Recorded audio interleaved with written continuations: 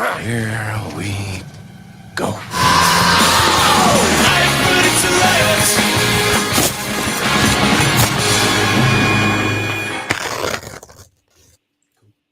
G'day fans, and welcome back to another exciting episode of Rip It Off the Card. It is a Wednesday night. Daylight savings has kicked in. There's still a little bit of daylight left outside, which is completely playing with my head. I mean, who plays with your head, Aaron? I thought I'd just ask that question. No, nobody plays with my head anymore. I've been married for 23 years. Yeah. What I do love is the first person on says, Ronnie, Ronnie, Ronnie, oi, oi, oi.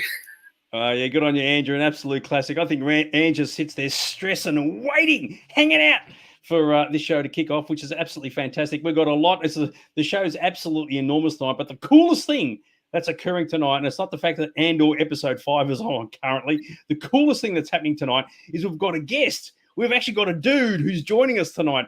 And the funny thing about it, just before we went on air, we got him all set up, make sure his camera's working, his audio's working, and then we just kicked him off, said, Matt, I'm not going to see you for another hour. So Here you go.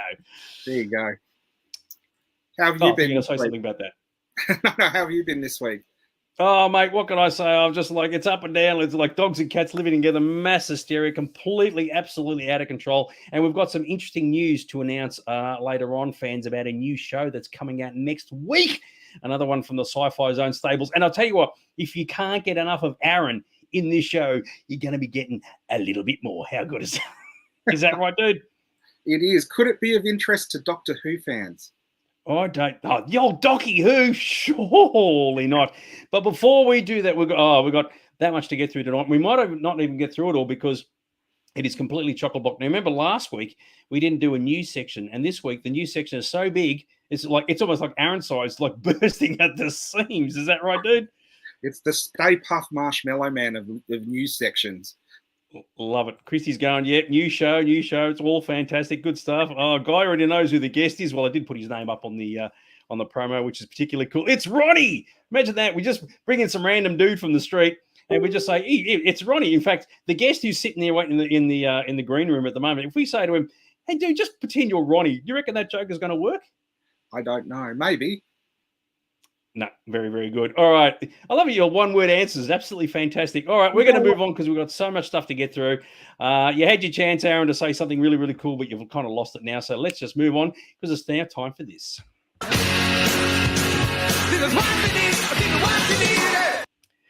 All right, Mr. Aaron, what are we talking about tonight regarding the news?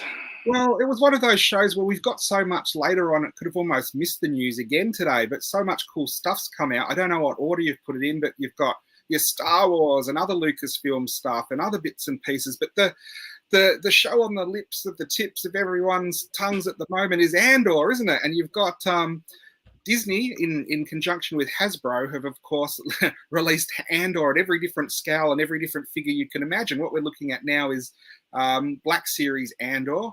And that was a multi-pack that comes with his droid, the little droid that looks like almost like Bob from Black Hole.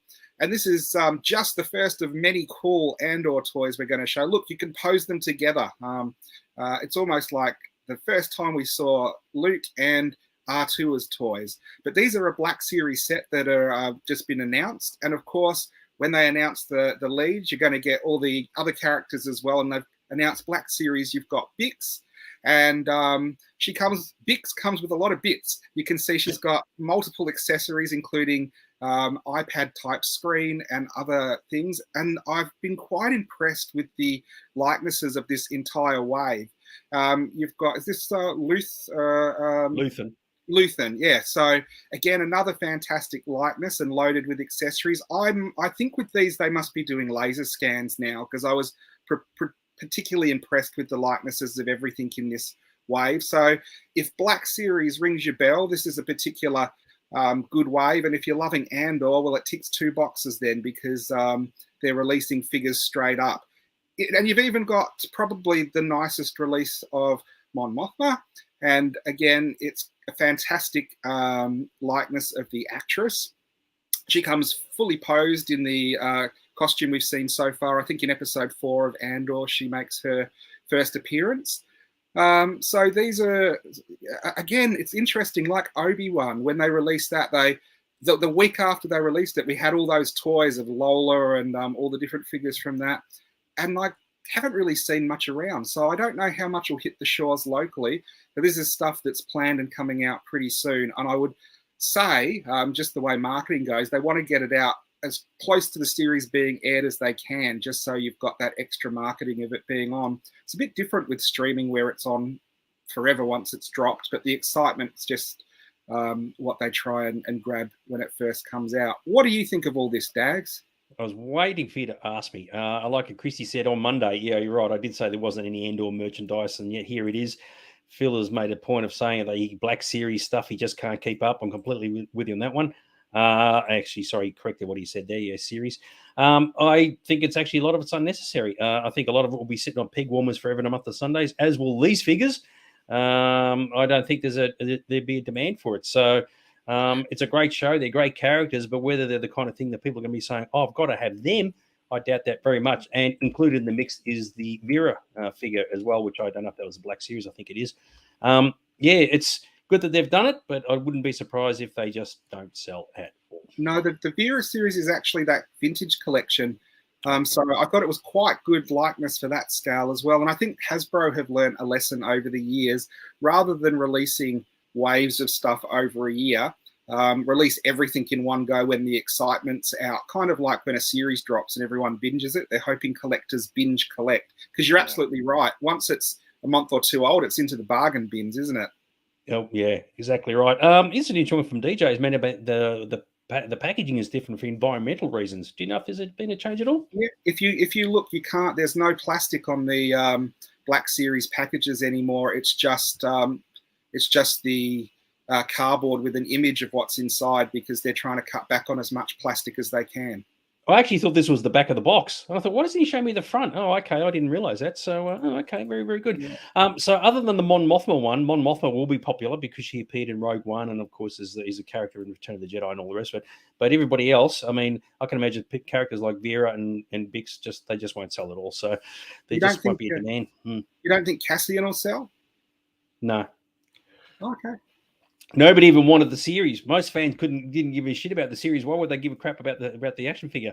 So I like this one from Greg. Khan and his mum. That would be a good 2-pack. That you might be able to get away with that because he is actually a bit of a popular character for all the wrong reasons. So I reckon that might have been the go. Yeah. But I'll tell you what, there is one series that's coming out. We're going through this relatively quickly because we've got a million pictures to show here, and I'm just going to be scanning through the whole lot. Right. This has come out. Should have been out like last year, but it is what it is. It's like 2002 instead of 2021. But this looks good, and I can imagine a lot of people lining up to buy this stuff. And it's a whole range of new Indiana Jones stuff, dude.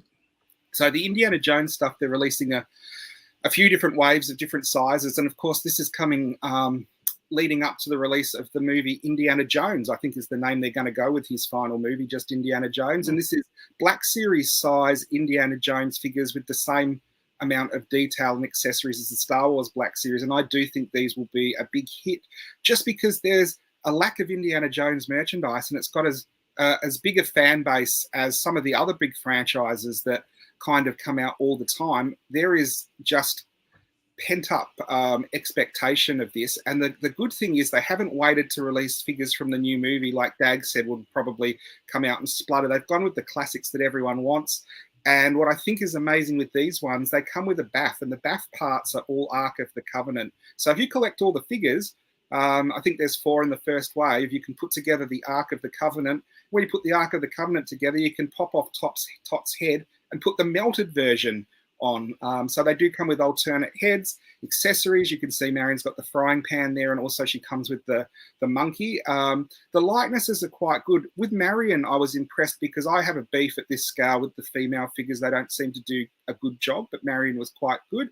And you've got Sala with accessories as well. So these come in the new packaging, the same as the Star Wars. So I guess Hasbro is going with no windows on the boxes anymore. And like I said, they come with the BAF of the Ark of the Covenant. So there you go. Sala is digging it up. Then you can put it together and melt the Nazis' faces off. What did you think of? What did you think? I bet you're going to be more impressed with this wave than you were of the Andor stuff. Yeah, I mean, I like the Andor stuff. I just don't think there's a market for it. So I got no issue with them producing it. But I mean, I can't imagine a lot of people saying, "Oh God, I can't wait to buy those figures." I love this stuff, and especially what I really like is you get the Ark, and of course the Ark comes in bits, so you can actually take the lid off and everything, and get the guys. All the different scenarios you can come up with is absolutely fantastic. So I reckon there's going to be a lot of Indiana Jones fans who are going to be going completely nuts over all this. When they say collect them all, they really will want to collect them all. What do you reckon? The thing that I think everyone's going to have to be careful about, it is collect them all to get the BAF. They have to make 3 times as many Indiana Jones, though, because I can really see people going in, and if they buy one, it's going to be Indiana Jones, and then that's going to be the one that's hard to find for people who want to get the set and collect them all, because, you know, a kid might go in and go, I want Indiana Jones, I don't want any of the other figures. So I really hope the assortments are broke down so there's twice as many indies as everyone else, because that was the issue with the original series, where they brought them out and there just wasn't enough indies and it killed the line. Yeah, exactly right. DJ's mate, just going back to Andor, reckons the Andor figures will sell now that the show is out and the whole lot and good, and a bunch of Kenobi stuff went to landfill. I'd love to be proven wrong. And it's like, if people say they've bought 50 million Andors and Bixes and B2s and whatever, yay team. But I personally can't see it happening. It's just the characters aren't interesting enough, and they're just visually ordinary. So putting it quite simply. So I like that one. Yeah, the Ark is the indie version of a droid builder. Exactly right. It comes in all these bits and pieces. So you can actually put your own stuff in it, which is particularly groovy. Now, of course, we're not finished with the Indiana Jones stuff. You would have seen something like this in Aaron's store selling like hotcakes, but now you can actually get it yourself. It's the staff of Ra headpiece. How good's this? And I have to say, I actually think the one we got into the store looked better.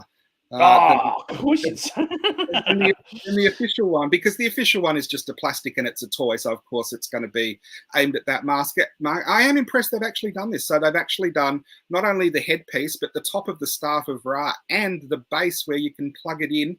And looking at the back of the box, you can see it does have that light up and shine a light through the eye of the headpiece action feature, which I think is really amazing. It is one of those things, though, I think as adults, we think this is really cool, but this is a toy aimed at kids.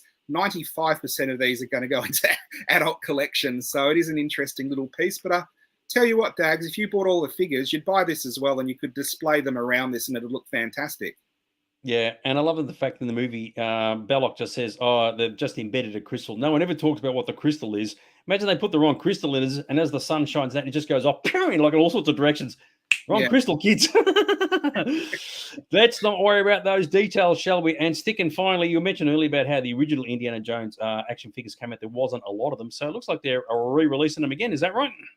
Yep. And like they've done the classics with Star Wars, they're actually releasing Indiana Jones again. And he is a pretty good reproduction of the original.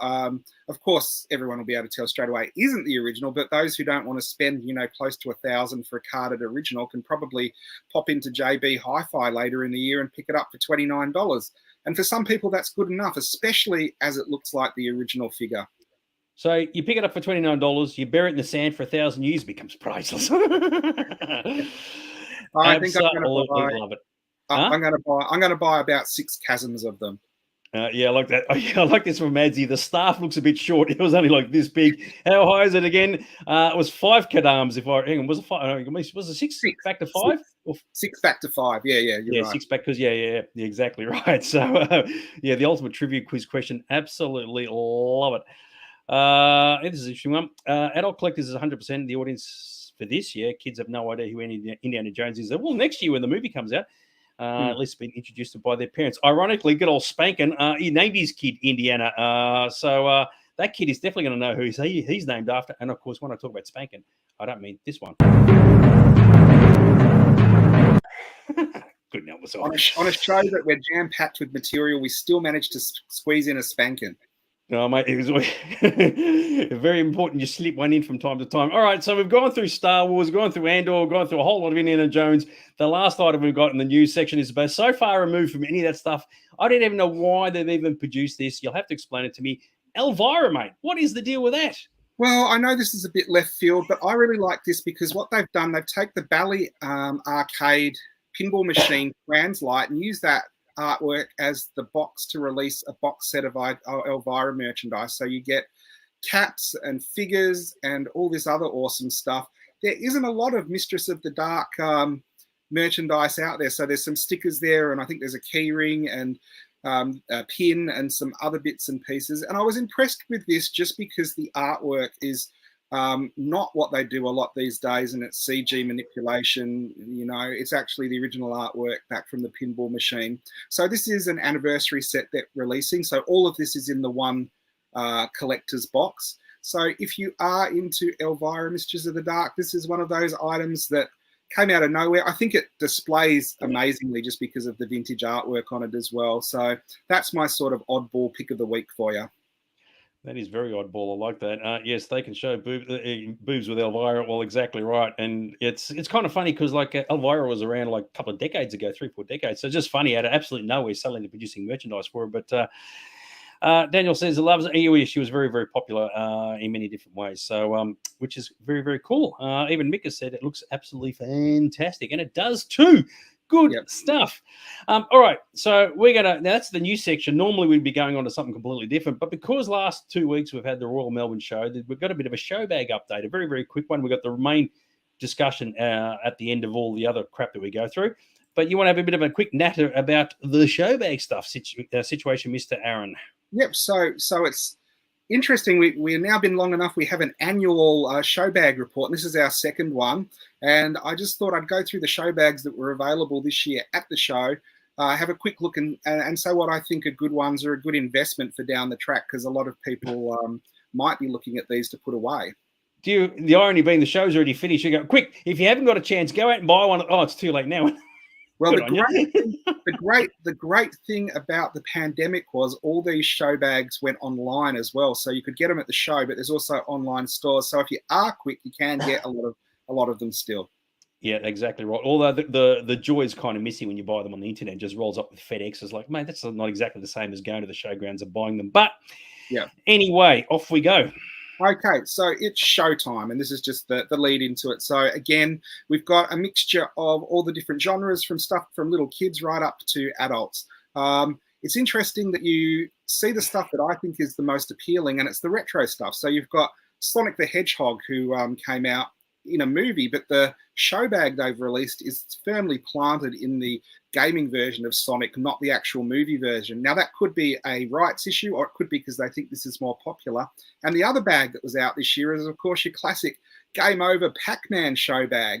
And I do think, again, it's good because they've used all the original sort of Pac-Man elements, and it hasn't been too updated. And the cool thing about that for me is one of the show bags I bought when I was about 7 was the original Pac-Man show bag, which came with that amazing single Pac-Man Fever, which I'm sure everybody remembers from the time. What do you think, Dags? Are either of these going into your show bag collection? I'd love to, but I'm trying to cut down. I like this one. So DJ is saying that show bags aren't investments. Or are they? Just wait for the next hour when we bring our special guest, and we'll just see exactly whether some of them were and some of them weren't. But we'll have to wait and see. And I like this one from Christy. She said the show bags were disappointing this year. They're jacked up the price. I like the way you say jacked up. Went up by $1 from $2 to $3, which I suppose is a 33% increase or whatever. But jacked them up. I love it. Again, and off the back of the new Ghostbusters movie, there was a Ghostbusters show bag. I didn't know if that was amazing value, but like the Ghostbusters stuff has done amazingly well in the past. Ninja Turtles is one of those perennials that sort of comes out every year, and the actual series gets updated and comes and goes. And then you have different versions of Turtles and different versions of the movie. This one was a fully loaded show bag, and Turtles is always going to be around. And the thing you've got to remember with show bags, often they come with stuff that's only available in Australia. So if you pick a good franchise that overseas people want everything, they have to get them off eBay after the show's over, kind of thing. Or, as you said, go to the website where they're selling them online. So things are a little different now to how they used to be. Yep. So last year we looked at the Mando show bag. This year, Grogu just got his own bag, which is, of course, Colour Me Green, and the Venom show bag. So rather than Spider-Man, I think Venom is the way to go, because Spider-Man, you get a lot of merchandise. Venom, not so much. So with the Grogu one, they don't mention his name anywhere. So if you can see it, it still says The Child. And, of course, it says Mandalorian, which is obviously the logo of the show. So they didn't put his name in anywhere. So Do you know, I reckon they do that. There's two reasons. One, a lot of people don't remember Grogu and they just remember the child. And I also think Grogu says, oh, weird sci-fi name, a bit geeky, where the child is friendly for everyone to buy, you know? I'm willing to take a stab that if, hang on, I'll just bring the picture back up again. If they actually had written in big letters, Baby Yoda, right there, right, I reckon that shirt would be just selling like hotcakes. What do you reckon? I reckon too. I mean, half the people who come into my shop call the character Baby Yoda. Even you, who used to correct people, have just given up. Yeah, I know. And I saw that on Saturday, and you're right. It's not even worth sort of bringing up anymore. But anyway, we move on. Okay, and then this is a bit of a surprise. There's musical show bags. Of course, the classic musical show bags really were the Kiss bags. But it's still interesting to see that in this day and age, you can get the Beatles show bag at the show and Metallica at the show. And again, the Beatles, of course, they are going to do retro stuff, but the Metallica stuff isn't the current Metallica stuff. It's, of course, the stuff they're most famous for. So they do really have this thing in mind where they go for adults and their memories rather than getting kids on the new stuff with the show bags. I don't know how well they'll sell. Again, stuff like that on the secondary market, you've got to remember some of these are only available for a very, very limited time. Then someone in Europe discovers there's this Metallica bag full of stuff they haven't got, and it's on its way to Denmark or something. Exactly right. Regarding Grogu, DJ said it's because it's recycled merchandise from season 1 before the character was named. Yeah, that would make sense, and it's a good way of getting rid of it too. So you're selling it on the image rather than the name. And Phil said he actually picked up a couple of Star Trek ones here and there, but he couldn't get a Doctor Who one. We'll talk about Doctor Who a bit later on. So there you go. This is classic for Greg King's Cheapy Things. Just don't get the Ronnie Showbag. It comes with nothing in it. Either that or the pictures advertising what is in it are completely different items. So yeah, small house for hobbits, so small you can't find it. Yeah, I mean, it is funny when you produce show bags for like a movie or a TV series, and you go, "How can you merchandise and market that?" Because there's really nothing to sort of merchandise. But of course, in this case, like with Stranger Things, I can't imagine Stranger Things would have anything worth grabbing. But clearly, there's something there that people want.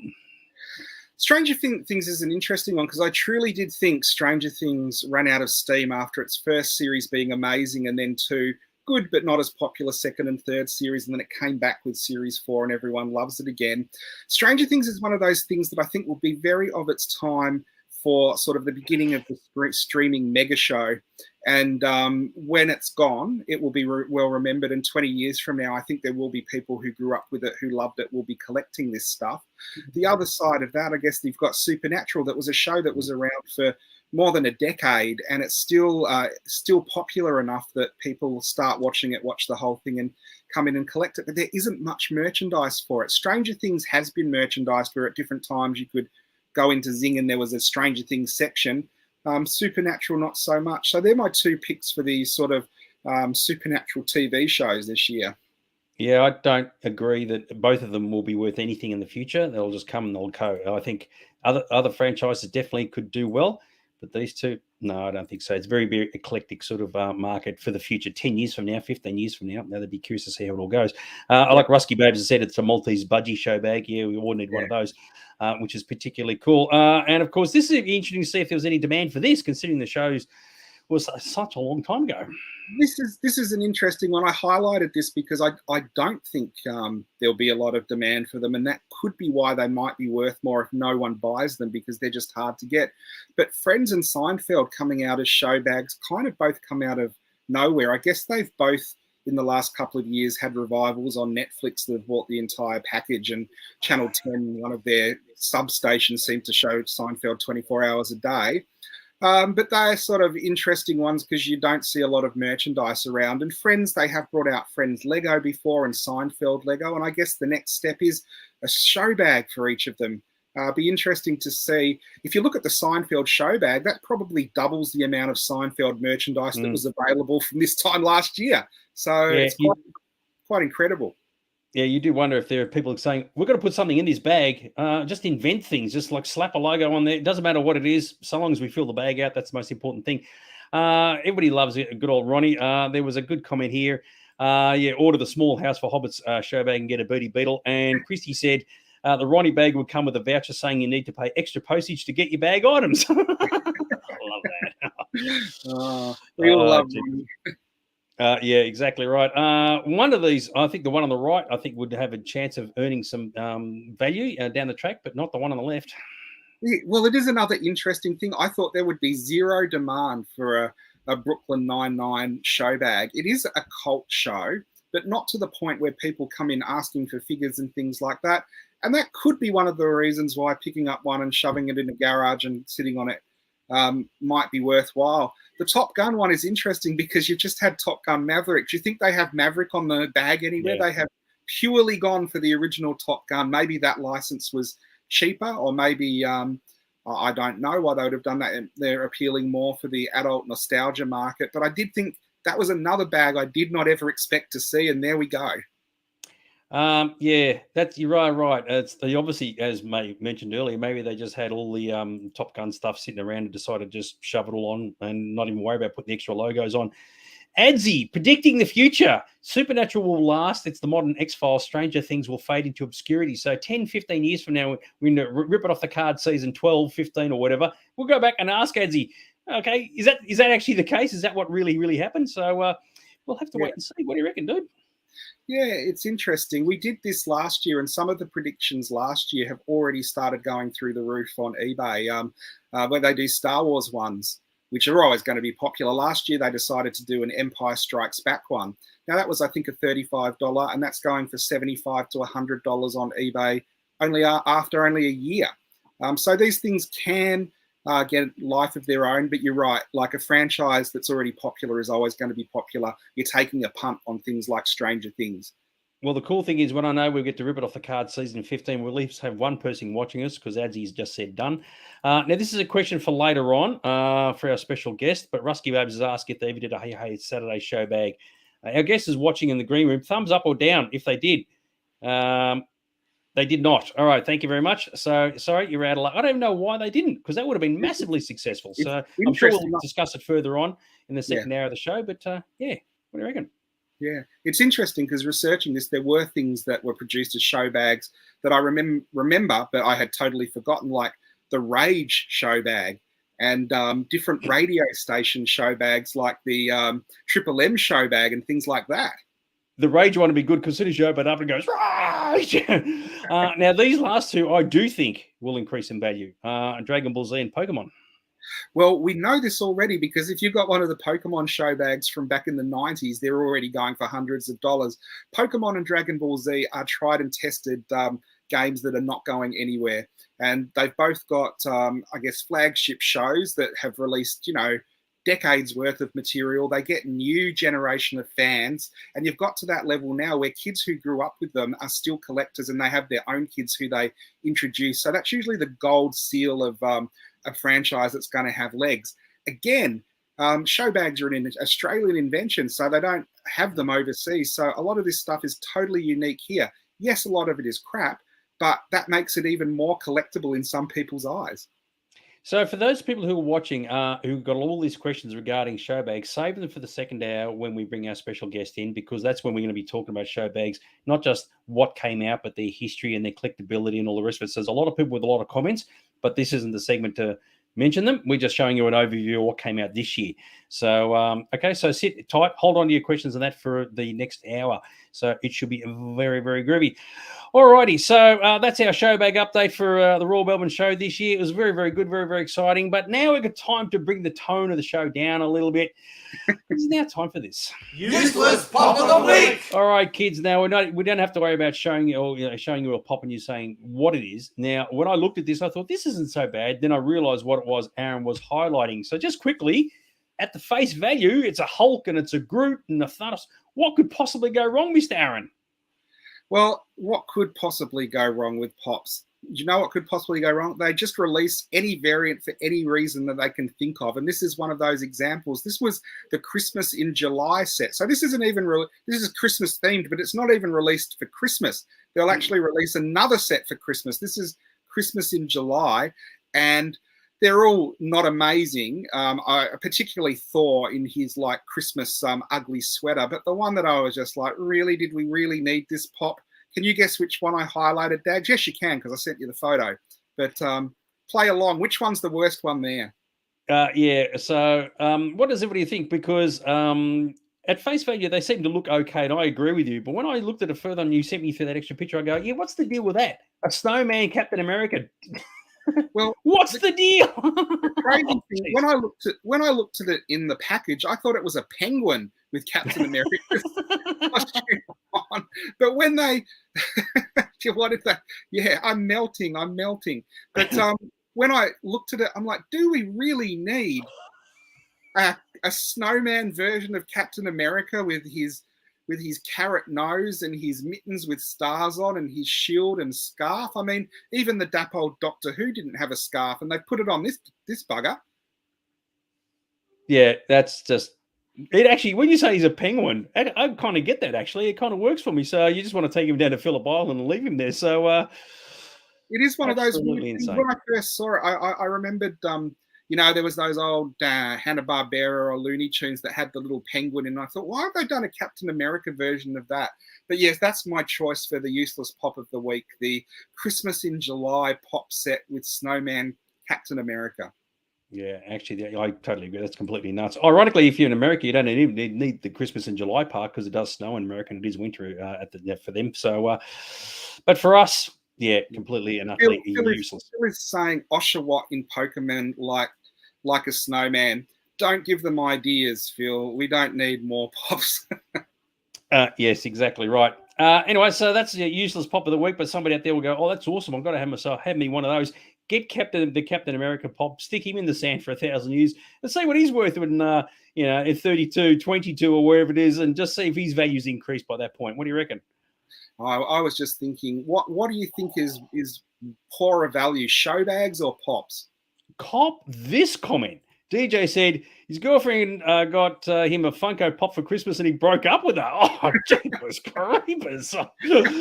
Oh, make of that what you will. So very cool. All right, no worries. Yeah, another relationship going down because of collectibles. It's not the first time that's happened before. All right, we need to move on. All right, so we've got some updates. Everybody's been talking about good old Ronnie, and of course, we should actually rename this the Ronnie segment the way things are going. Yeah. It's now time for this.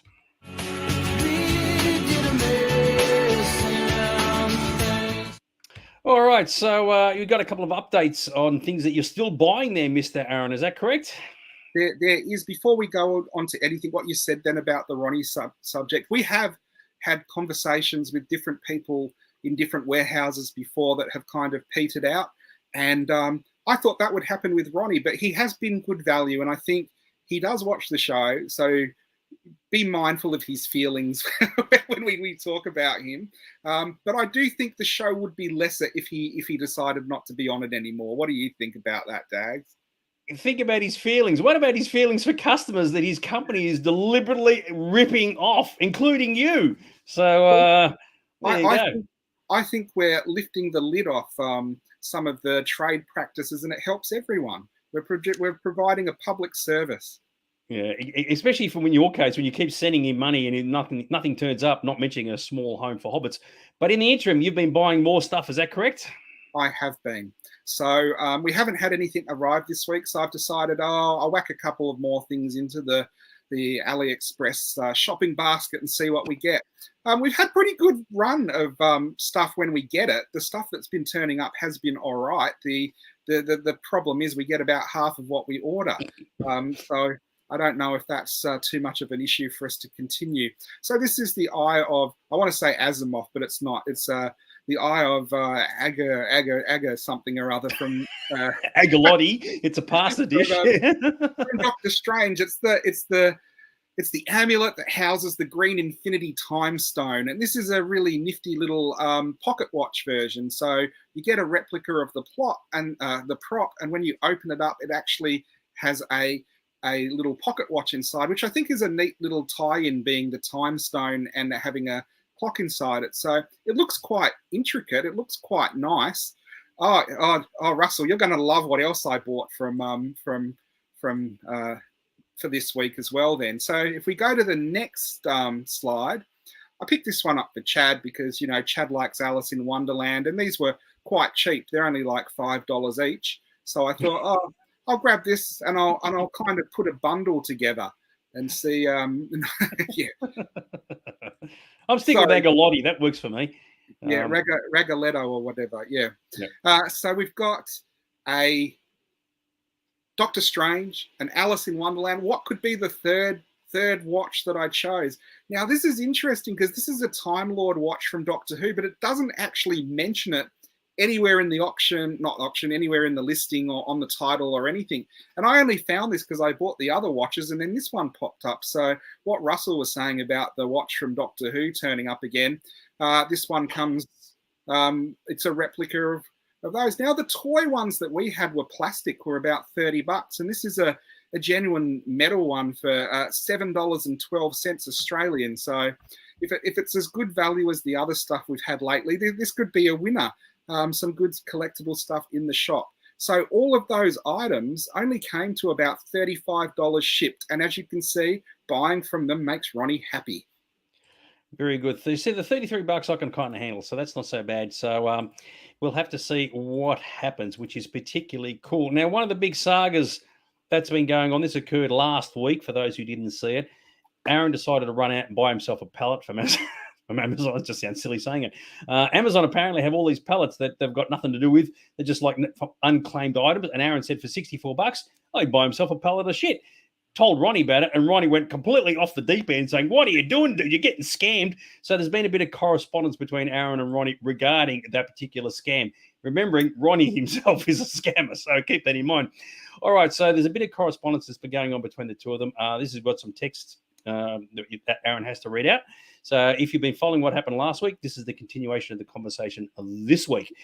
Anything you want to say before we start putting this stuff up? So last week it ended off with Ronnie saying, please do not buy this stuff, my friend. Please do not buy it. But then the Soul Greg King put his foot down and I bought it, and I'm now telling Ronnie that we bought it. Very, very cool. Any news on the pallet? Well, you're about to find out in a second. Has Vigo sold yet? I don't think he has he? He hasn't. He's still looking over the shop from behind the counter. Okay, very good. Yeah, fascinated to learn what kind of yearly total of cash given to Ronnie is. It all adds up. Well, from Aaron's point of view, it's a fair bit, although recently, as we saw, it's only like $30. All right, so Mr. Aaron, this is what you wrote to him. Hey, Ronnie, just letting you know that after considering your advice, I have purchased an Amazon pallet. On the original Facebook link, there are now people that are very happy and have received new laptops and iPhones or phones. I'm sure for the small price I paid, I will get something that won't disappoint me. I'm also inquiring about the Indiana Jones items I ordered many months ago. They also have not arrived. A Grail diary and a replica of the Holy Grail itself. Can you look into this for me? All the best, your pal, Aaron. Now, I don't know if you remember, this kind of slipped by. I ordered these months ago, and I've been so worried about the small home for hobbits, I forgot about the Grail diary and the Holy Grail. Yeah, until you mentioned it, I've forgotten about it as well. And I guess this is how a lot of these things work. You send the money off, you forget about it, and of course, they've just pocketed the dollars and away you go. So what do you reckon Ronnie said? Do you reckon Ronnie said, no worries about your diary and your Grail? I'll look into them first. If you bought the pallet, well, that's entirely your problem. Oh, no. His priority was what happened to you. Dude, what have you done? Oh, no. Amazing Pallets is confirmed. Scam. You will get nothing. I'm sorry to tell you this, but it is true, confirmed. I warned you, and you went ahead and bought them anyway. It's a tragedy. I'm not sure about the Sacred Cup diary and the Sacred Cup itself. I will check into this for you, Ronnie. And then I thought you were getting the small home for hobbits and put in the same parcel as these items. Can you please check swiftly? Now, that was my reply because I bought these when I still hadn't received the small home for hobbits. And he said if I bought these, they would put them all together and send them to me. But that small home for hobbits seems like a curse. Anything I try to get with it just doesn't turn up. I chose unwisely. There's a continuation of it from Ronnie. So you want to just read this part out? Yep. I will check right away and see if I can find your order.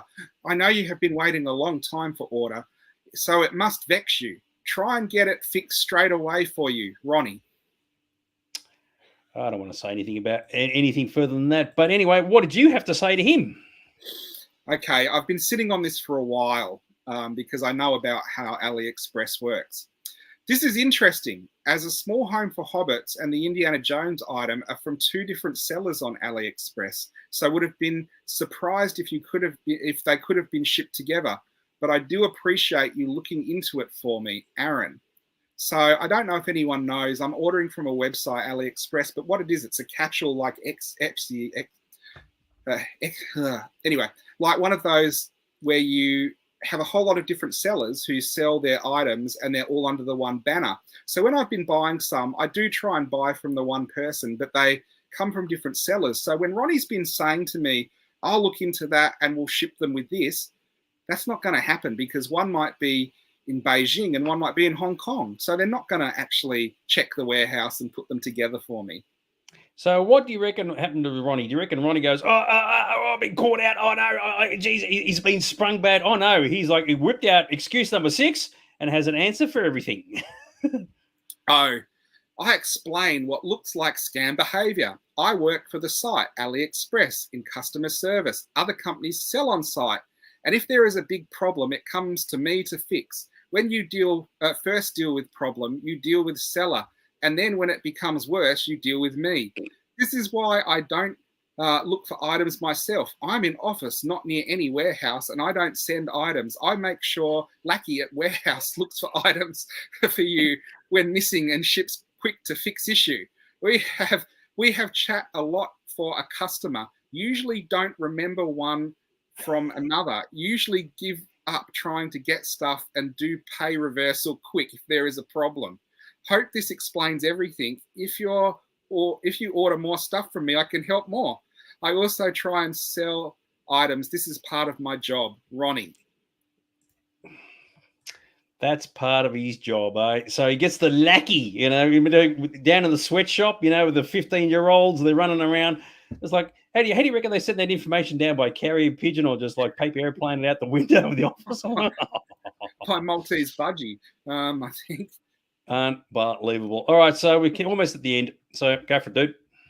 And I wrote back, this is very interesting. I wasn't sure exactly what you did. I have ordered more stuff. Doctor Strange watch, Doctor Who watch, and Alice in Wonderland timepiece. I hope by doing this, you can look into my orders super fast. All the best, Aaron. So what do you reckon Ronnie had to say? This is excellent. Forget Amazon. The more you order, the better the customer service you will get. Then you are more likely to get stuff. I would think every time I was ordering something, I would hope I was likely to get stuff. How freaking ridiculous is that, eh? You order more, you are likely to get it. In other words, you're not guaranteed to get it. You may get it, you may not get it. So, unbelievable. And he's more freaking out over the fact that you bought a pallet from Amazon rather than spending money with him. How nuts is that? So, crazy. Yes. DJ, yeah, we're not sure. Some of it we have been caught out regarding he's using Google Translator, but there's been actually emails where he's been able to pronounce really, really complicated words, from some movies and pop culture TV series. But yes, it does translate rather amusingly. So what do you reckon, dude? I don't know if we're going to see anything. I don't know if we'll see the Amazon palette before we see any more Ronnie stuff, but we could be pleasantly surprised. Who knows? That's what's fun about this segment. We just don't know what we're going to get. I'll tell you what, if we do get an Alice in Wonderland, I bet it'll have more than the second hand on it this time. Indeedy doody doody. Now, it's absolutely fantastic. We've got a lot of really, really cool things going on. Of course, one of the coolest things that this series happens to have, and it's an absolute ripper this time around, of course, it's the old Lord Vile's Vile File, Mr. Aaron. It is, and we've had most of the topics this year have been through correspondence from different people, and this week is no exception. So we're going to Lord Vile's Scarlet Letters, and if any of you watching have any ideas of what you'd like the Vile to investigate, go ahead, because this started on crappy toys, and we've just done everything from food reviews to holidays to tattoos. So you think there's something we haven't covered, just let us know, or let the Vile know. He'll check into it. What do you think of this week's, though, Dad? Oh, it's an absolute ripper. So, but we've got a couple of bit of correspondences to get through. Dear Master Vile, I was watching some of your older episodes and loved some of the postcards you sent to the show for Vile places around the world. Disneyland and India were hilarious. I have a question, though. What is the vilest amusement park you have ever been to? And that's from Andrea Smith. Oh, I like the sound of that one. And in the same vein... Alan, who's a regular correspondent, Lord High Master Vile, stop being a lackey. I was wondering if you were heading back on the road again anytime soon, as I love the musical intro you have including the Leyland Brothers theme. Maybe you can go to Wobby's World. Well, the answer is no, and we're not playing the theme, so no. And we're not going to Wobbie's World because that doesn't exist anymore. But what does exist? Now, the Vial, of course, has been traversing the planet, as the Vial often does, violating things left, right, and centre. Interpret that any way you like. But he's ended up in a certain country to check out an amusement park, Mr. Aaron. How good is this? So where is he gone? Well, he's been sending photos back from, I guess it's the Far East, but from Beijing. And there's a particular amusement park there in Xinjiang, I think it's pronounced. And he sent greetings from Xinjiang. And it is an amazing amusement park that was set up in 1986 so that the Chinese people could have an amusement park that rivals Disneyland. And you can see when we go through a lot of these pictures, they did use Disneyland as a template for this, including a lot of similar looking characters, to the point where Disney raised some issues and they said, well, we used the Grimm's fairy tales as inspiration in the same way as you did, so you can't touch us on copyright. And we're in China, so we're not going to do anything about it anyway. So here we have the Vial postcard from Xinjiang. So there you go. So if you can't afford to go to Disneyland, it's a lot cheaper to go to China. Go and check this joint out. It's an absolute ripper. So here we have the entry, and much like the entry to Disneyland, it's like a big grand old house, old homestead with the turnstiles and stuff. But there isn't the queues you get at Disneyland, and you'll see all through this, even though the park is open, it isn't exactly rushed off your feet here. And I don't know if you can see the little sign in front of the castle there at the lake. Can you see that, Dags? Yep. Can you see what it reads? Yeah, it says keep away. And I think by the time we get to the end of this, that's the best advice you're going to get when you enter Xinjiang Disneyland all day. So let's go to the next photo montage from his... Yeah, people are going to say, oh, was this photo taken during the COVID crisis? Oh, this is the peak of the holiday season. Now, you can see, I don't know if you know much about Disney in Florida, but they have the Epcot Center. And it was a place that was designed and created in the 80s that was meant to be a hub of new technology and cutting edge stuff. And Disney at the same time made their own version of it. You can see that big ball in the background. Their version is probably only 1/10 of the size, and you can see the technology that they're highlighting there.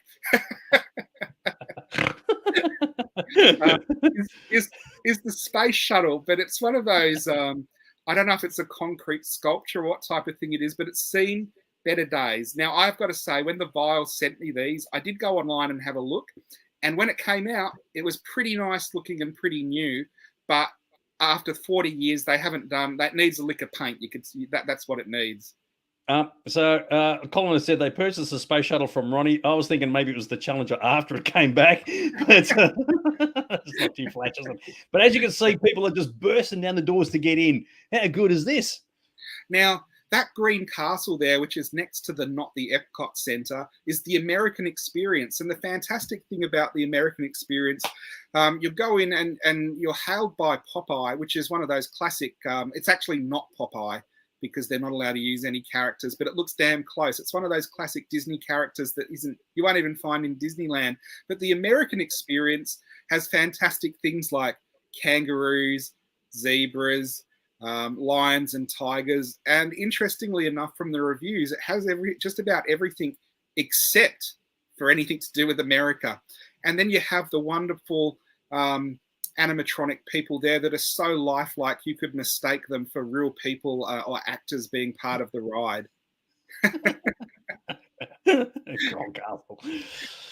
Well, absolutely love it. So yes, you get a bit of a taste of Australiana by the obligatory kangaroo that's been chucked in, which is very, very cool. Now, I don't know if you can read the sign there. It is a bit hard, but that was the largest version I could find. But it has the Jones Experience and it has the Harry Experience, which are definitely not Indiana Jones and definitely not Harry Potter, but they probably would be the Chinese version of them. Now, this is a space ride that they have here, and Disneyland might be the happiest place on Earth, but those aliens in the space ride, they're the sternest, grumpiest place on Earth.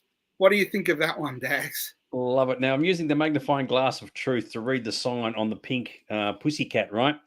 So to the left, you got warrior turn plate, shoot Shoot the Chute, make them that what you will. Flying Chairs, Adventure of Larry, Adventure of Jones. There you go. I assume that's meant to be. I don't know what. I assume Jones is meant to be Indiana Jones of sorts. Yeah. To the right is to Eastern Park, Feng Shen Coaster, Canyon Driftage, Rally Car, and the Dunnies. So there you go. In fact, the toilet one's got the really, really extra long sign, extra long arrow. So yeah, that's because the toilets are the greatest rides of all at this park. Oh, dude, there you go. But the other one says Shoot the Chute, so that could be the Dunnies as well. So there you go. Yeah. Now, you think you want to go on the Universal Jurassic Park ride? You want to go on the Shangjing Your Ass Adventure. And that's got the biggest derpy looking T-Rex you've ever seen. I don't know what the actual ride is like. I couldn't find much of it online. It might even just be walking through amazingly realistic dinosaurs. But, Spielberg saw that and nearly stopped filming Jurassic Park because how can you come close to that version of realism? Well, yes, that T-Rex has been chasing park cars. What can I say? But there's a lot of jokes about the Your Ass Adventure. Well, that's why the toilets are the greatest ride.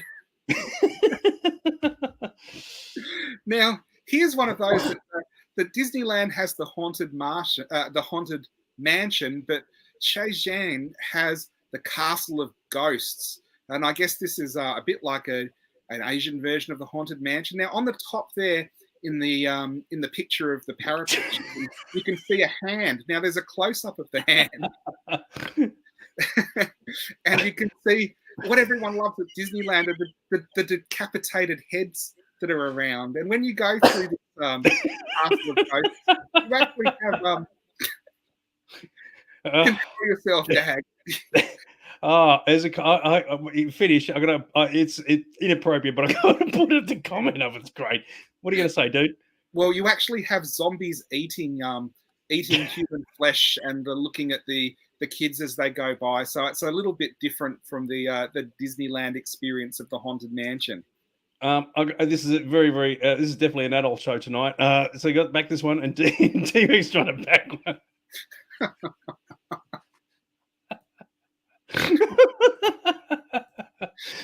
Oh god, that's funny. Oh, well done. Oh, Lord Vile, you've done it again. It's a good show when Dags snort. So anyway. This is the pictures that have been submitted for your approval. Are they ripping off Disneyland? Because they use generic I guess things that are out of copyright. So you've got Peter Pan there, Hook, and a topless mermaid, which you definitely wouldn't see at Disneyland. Maybe it's Disney-ish. You've got the Little Mermaid down the bottom there. That doesn't look so Disney-ish. But then you've got Mickey Mouse and Donald Duck riding around in their water park, which I would probably think was a copyright infringement.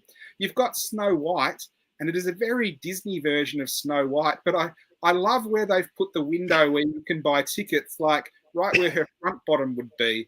And then down the bottom, you've got the elephant ride, very like the Jungle Cruise where you go through and it squirts water at you. So the jury's out to whether they actually deliberately copied Disney or not, or it just happened to look almost exactly the same. What do you think, Dags?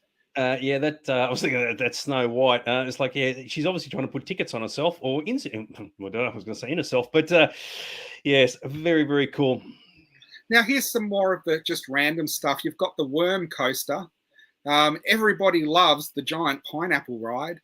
You've got a giant penguin that's like pointing the cues to where you get it onto the rides, but obviously you see there are no cues there. And you've got the Grand Parade with Snow White and the Seven Dwarves. Now, they are looking like very Disney-ish dwarves to me as well. What's this thing up here? That's where you buy the tickets to the Worm Coaster. So where his two front teeth are, that's the ticket booth, much like Snow White's crotch. Love it. Very, very good. Very good stuff. And of course, you've got to have your obligatory signs telling you where to go. Is that right?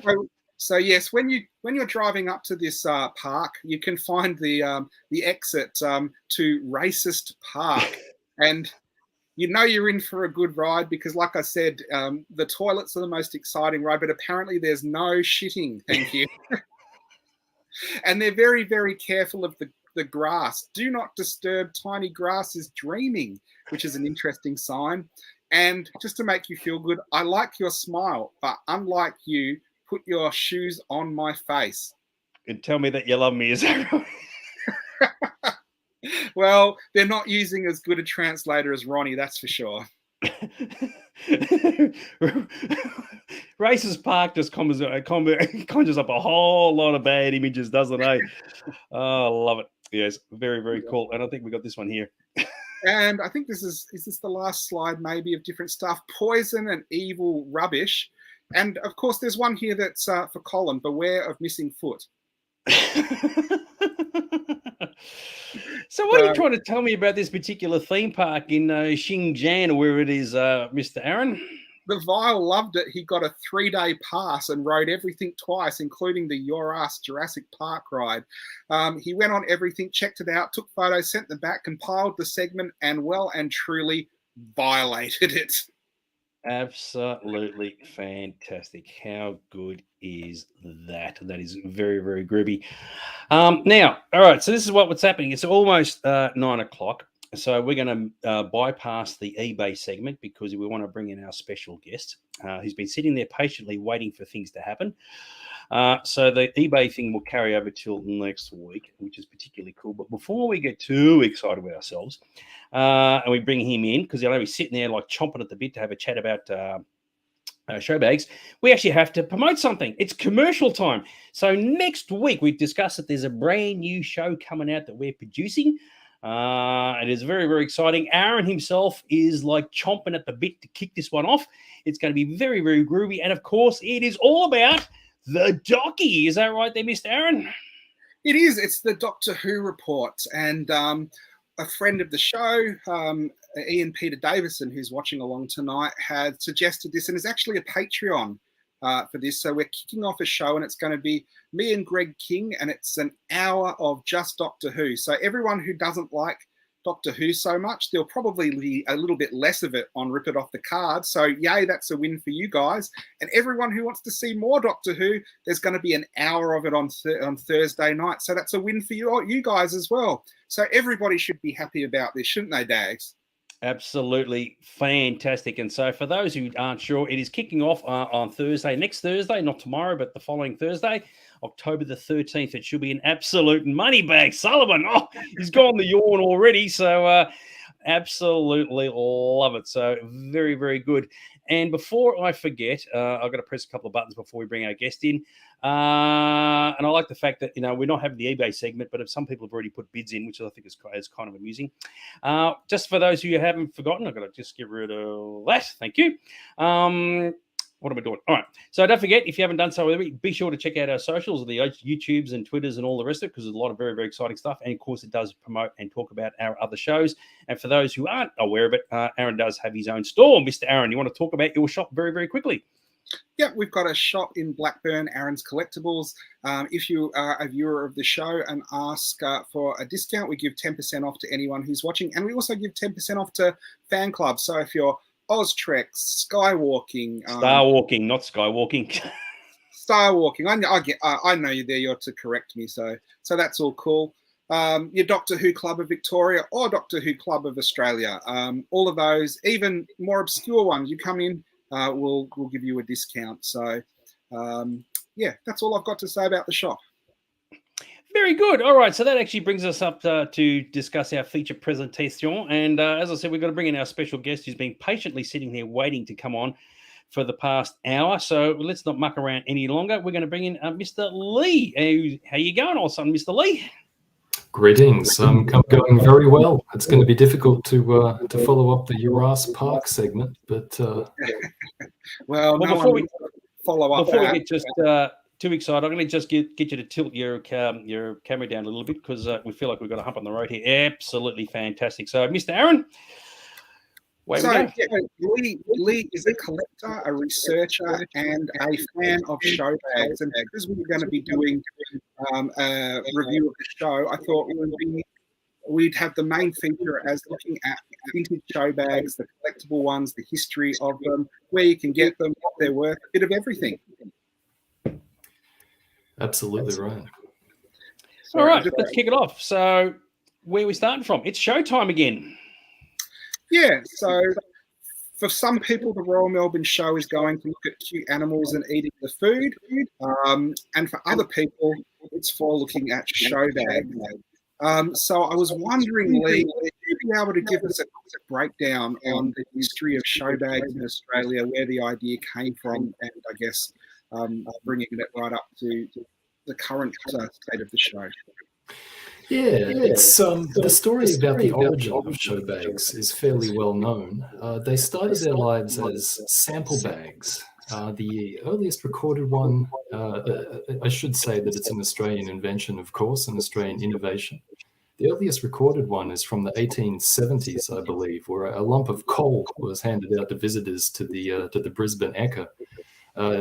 Rumour has it you can still get a lump of coal at the Brisbane Ekka if you go there today.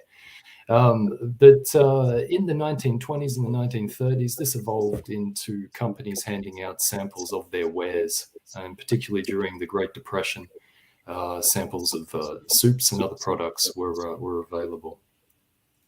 All right, I'm just going to stop you there. There's a bit of an echo coming through. Either of you two running your Facebook on your end? No. No? Okay. All right. Sorry if there's an echo there. So for those who are watching, is it just from Leigh or is it from Aaron as well? Someone can please tell. You are echoing very badly. Oh, okay. He's wearing headphones, so I'm not too sure what's happened there. Okay. Hang on. I have an idea. So, sorry, keep going up, Mr. Guys. So I was saying earlier that I remember the Triple M show bags and stuff like that. They were the last free show bag that I actually remember seeing, and they started off as free. Were they one of those things that they had to start charging for the cost of things, or was it one of those things where some people go, haha, we can make money out of this, and they started just producing them to make money? I think the production to make money didn't begin until the 1970s. Mainly there was, up until the 60s, you had a lot of bags which had products, which was foods and samples like that. Occasionally they slipped in a novelty item. And the novelty item could be a little toy, a clapping hand, a whistle, something of that nature. But it was only in the 1970s that you had a couple of very large toy companies and other manufacturers move into the showbag manufacturing space in Australia and starting to market the bags as primarily novelty-filled bags. When I was growing up, I guess this is one of those things from older people with experience with the show. My parents would let us buy the food bags because they thought they were good value, but they wouldn't let us buy any of the novelty bags because they just thought they were rubbish cash and a waste of money. Yeah, well, they were probably right, let's face it. It's one of the features of show bags that half the stuff breaks immediately, preferably on the train ride home. And then it goes straight into the bin as soon as you get home. And as for the rest, I don't know. There was always a couple of things for me that always hung around from the show bags. The so-called higher quality items that would languish in the toy box for a little while. But my parents were the same. It was the food which offered sugar and offered sustenance for a price, and that was what they preferred to spend their money on. Yeah.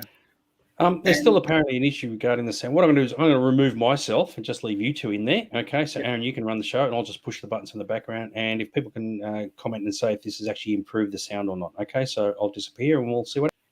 No problem. Okay, so where were we? I'm not hearing the echo anymore, so hopefully that's better.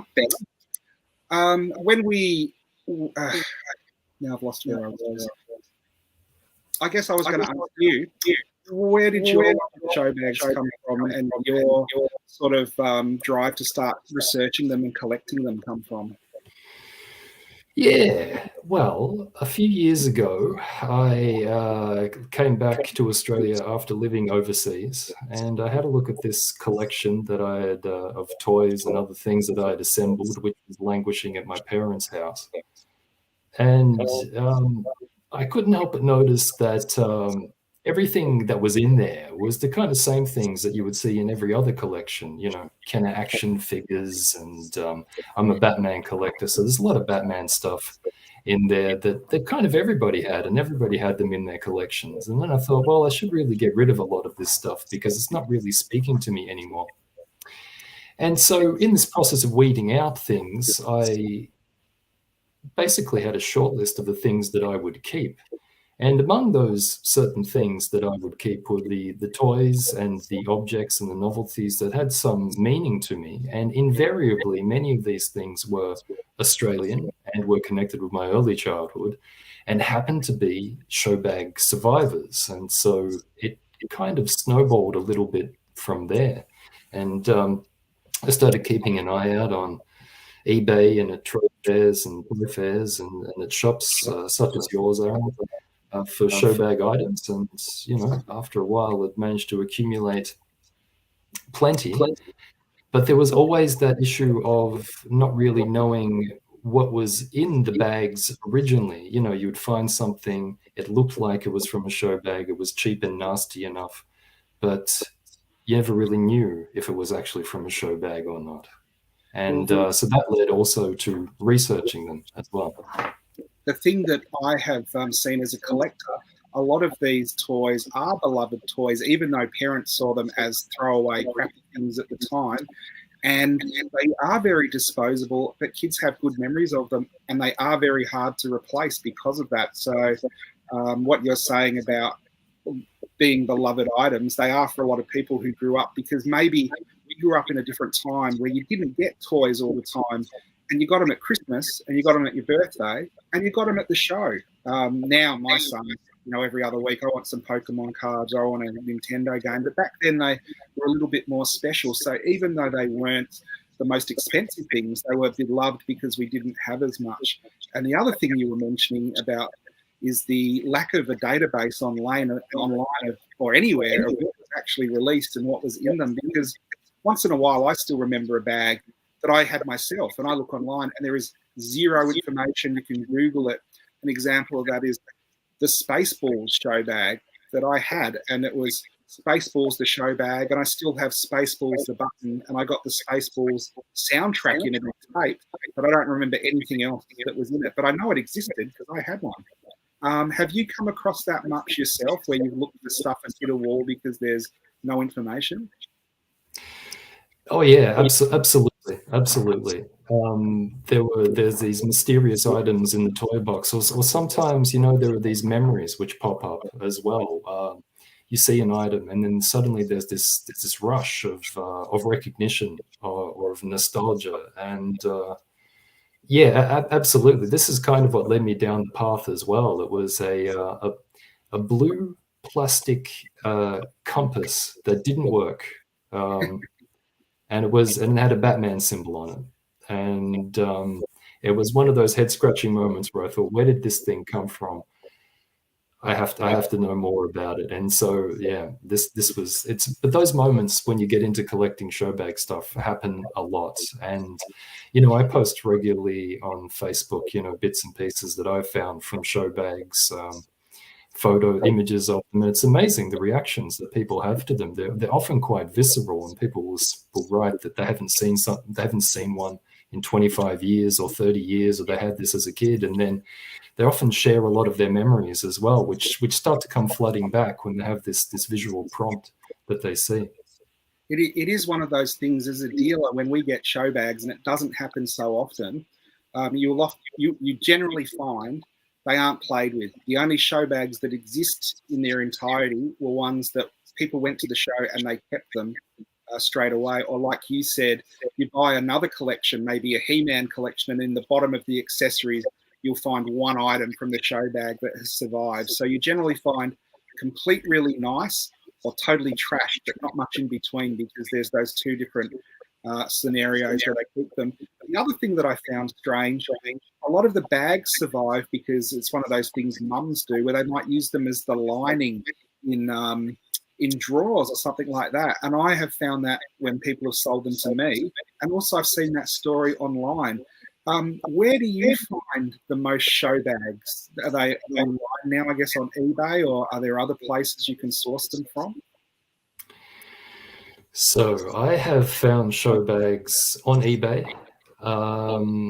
I have also received show bags via eBay, but when I was buying something else, I remember buying I think it was a Dick Tracy action figure, and it came wrapped in a Dick Tracy show bag. It was just used as a piece of packaging, so it must have been laying around in somebody's collection. Yeah, it's really strange. I don't really see them too often in collectible shops. They tend to turn up in those big bulk lots of toys. However, you know, that you sometimes see on eBay where people have a bundle of toys from the 70s or toys from the 80s, and it's just broken toy soldiers and things of that nature. But then you can glimpse, a piece of plastic that's colorful there, and that's where the show bags come from. Yeah. So we've created a series of slides that we're going to go through that sort of highlight some special show bags, or more popular ones, or more obscure ones. So we're just going to sort of play through these. So these were some of the earlier food ones, just because it was really, as Leigh said, the food and the sample bags where these started, and it wasn't till the 70s where they had purely novelty bags. The food bags, like you said, would often have all the bars and chocolates and maybe one caramello koala hand puppet or something like that. So there was a added value of having a toy with the sample bags. But we're going to look mainly, I guess, at the pop culture stuff and things that I guess both of us grew up with and collected. So this is a classic photo here. Can you give us a bit of detail about this photo? Yeah, so this is a photo taken in front of the Hall of Heroes in Melbourne. I don't know where you sourced this color image from, Aaron, because I've only ever seen the black and white version before. But well done.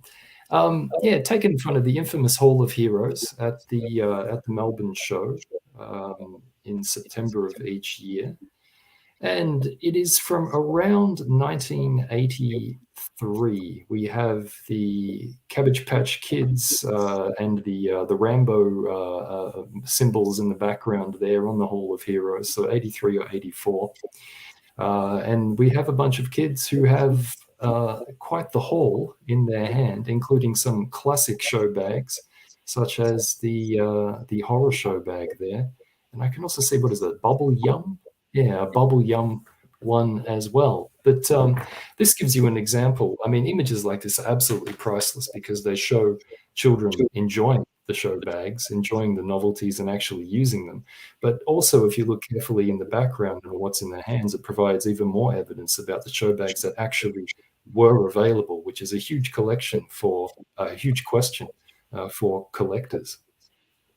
And I do remember going to the show. The Hall of Heroes is still there, and they still run show bags out of it in events. And I do remember, even when you had the show bag guide of what was available, sometimes some of those show bags would be incredibly hard to find on the day because they might only be selling on one stand. And I do remember having the guide with what was available at the show and looking everywhere and not being able to find certain bags because they weren't in the Hall of Heroes, or they weren't in the agricultural hall, or something like that, or even worse, they sold out in the first couple of days.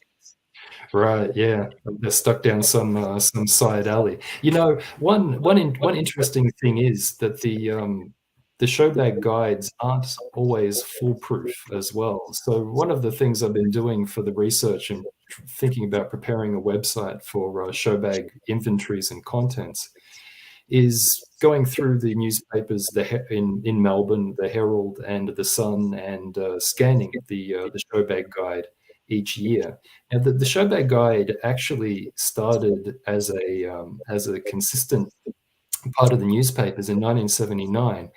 But their content was based all on these submitted bags as well, the bags that were submitted to the journalist who would knock off this quick article in an afternoon, probably. So there are several examples of bags that are out there, some of which are quite well known, such as a Gremlin show bag, which aren't actually in any of the show bag guides from the 1980s. So it's one of those buyer beware situations. It is, and I think the thing that always used to get me with those show bag guides we were just showing, they would have the value of what the sellers said the bag was worth and the value what you would actually pay. Was this necessary a true guide to the value of what was actually in the bags? No, absolutely not. Absolutely not. It's funny to reflect on the fact that the novelty was first inserted into the confectionery and the food show bags in order to increase value. But then in the 1970s, when novelties kind of took over and you had primarily novelty bags, everyone decided that they were crap. And among the people who weren't huge fans of the novelty bags were the Royal Agricultural Show itself, which demanded that the manufacturers like New Concept and like Benson's and other show bag producers, that they produce a price list of what was in the bag in order to demonstrate that that some value was being offered to consumers, and this was done because of the number of complaints that parents would offer to the agricultural show administrators during and after the shows themselves. But even though there were values declared, these were completely fictional. They changed every year, and essentially the books could be cooked to represent any kind of value that you wanted in terms of the novelties in the bag. Exactly. And I think the thing where they had it over the other bags is if you buy the Bubble Yum bag, you can go to the supermarket or the milk bar and the Bubble Yum are all there for 35 cents. But if you buy the Rambo show bag, there is nowhere to buy the fake knives and stuff that's in it. So they can make up whatever and no one can really check to see if they're telling the truth or not. Absolutely right. Absolutely right. Yeah. So this is the first set of bags we're having a look at sort of more closely. The hero bags often weren't worth the money. The toys and gimmicks were usually rubbish. And that's the really interesting thing Russell's pointed out, because often the stuff that's rubbish and disposable is the hardest stuff to find now, so actually prized by a group of collectors. So these are some of the Batman bags. Did you want to, you said Batman was one of your favorites growing up. Give us a quick run through of these ones. Yeah, absolutely. This is material from a bag that I had as a kid. It was manufactured by New Concept, which is a division of Hunter Leisure, so a major toy manufacturer in Australia. And they sourced all of the contents of the bags, the plastic rubbish, from factories in Hong Kong who were also supplying rack toy manufacturers in the United States. And that's why there is actually, even though many of the items that you see and the novelties that you see in show bags are exclusive to Australia, the molds that were used and the items themselves could often be found restickered and sold in the United States as, for example, I don't know, a Fall Guy compass or a MacGyver belt or something like that. But this Batman show bag was one of the evergreen ones. It was first sold in 1979 and was sold all the way up to 1991 in pretty much the same form. You can see a kid there in the picture on the top left, enjoying the bag, wearing the mask and with the cape around his neck as well. And the other novelties, such as your non-functional Batman watch and the classic non-functional Batman compass, were pretty much standard issue. Batman wasn't the only member of the Bat family to be represented either. There's also a Batgirl show bag there, and you can see that the Batgirl show bag and the Batman show bag have a certain similarity in terms of contents. You've got a gaudy plastic cape, you've got the plastic mask, you've got the chintzy belt, which has the sticker which brands it either as Batgirl or Batman, and you've even got the slightly shonky walkie-talkie there as well. Yeah, and the thing that we'll see over this episode is often just because the item was in a Batman show bag, it didn't preclude it from being rebranded and put in 3 or 4 other show bags as the Batman flasher, the Tarzan flasher, the Planet of the Apes flasher, and all of these other things, whatever they could get away with. And also, you said they sourced a lot of these things from America, what were meant to go to America, dime stores and rack stores. Often the designs and things were taken from wherever the cheapest source they could get it. And there are examples of show bags where the games in it or the art in it is maybe used on breakfast cereal in another country, and they've just gone, we'll grab that and we'll use it in the show bag kind of thing. One of the things they used to do is breakfast cereal would have sometimes board games on the back you could cut out and use. You get them for free. They would put them in a bag with a tiny dice and some tokens and sell it as a real board game kind of thing. In some cases, the Doctor Who one did that, which is why I know it so well. Right. So the Batman one is a particularly interesting one, but show bags, they didn't just use superheroes. They used a lot of different inspiration. I think the next one is another Batman one though, isn't it? If we go to the next slide. Here it was, the electrifying Kiss show bag. In every bag, there's an official Kiss badge, the groovy Kiss comb, a giant-sized Kiss color postcard. For your T-shirt, a Kiss iron-on transfer, a trendy Kiss choker, and just look at this, a Kiss face mask with hair. And now, available in Australia, the craze that's sweeping America, the sensational all-new disco wigs. Available at the Kiss stand at the show. Well, it wasn't So, yeah. Batman, but it did have people prancing around in masks and in the darkness. Yes, I think we do look at Batman movies again later, but we go to the Kiss stuff, and it wasn't just superheroes and TV shows. Kiss is probably one of the ones until recently that did stand out as a musical one, but this is an incredibly collectible show bag because of the fan base and because most of this is uniquely Australian. Did you get caught up in the Kiss craze, or you too young? And have you come across these Kiss bags and their prices? Look, I want to rock and roll all night and party every day like everybody else, but I'm a little bit too young to have been caught up in the Kiss business. This is a bag from 1980, I believe, or 1979. It was sold over a couple of different years. And this really is one of those classic show bags in which you see the big bucks come out for pretty crappy plastic novelties and standard items like iron-on transfers and things like that. The prices realized for these items on eBay are absolutely eye-watering. It's really extraordinary. Have you had many of these come through the shop, Aaron? I've had, not recently, I've had a couple of them.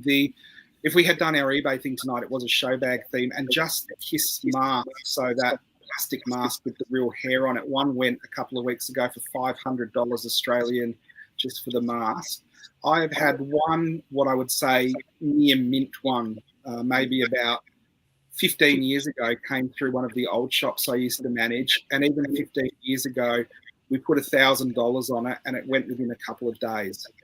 There are a couple of different versions of the Kiss show bag, and all of them are desirable just because they were items that were released uniquely in Australia, because a licensee here picked up the Kiss license, ran the Kiss Army, and really ran with it to the point where we got stuff, reissued cards with Eric Carr when he replaced Peter Criss. It just didn't happen in America, so they're quite collectible, and you see that in the prices.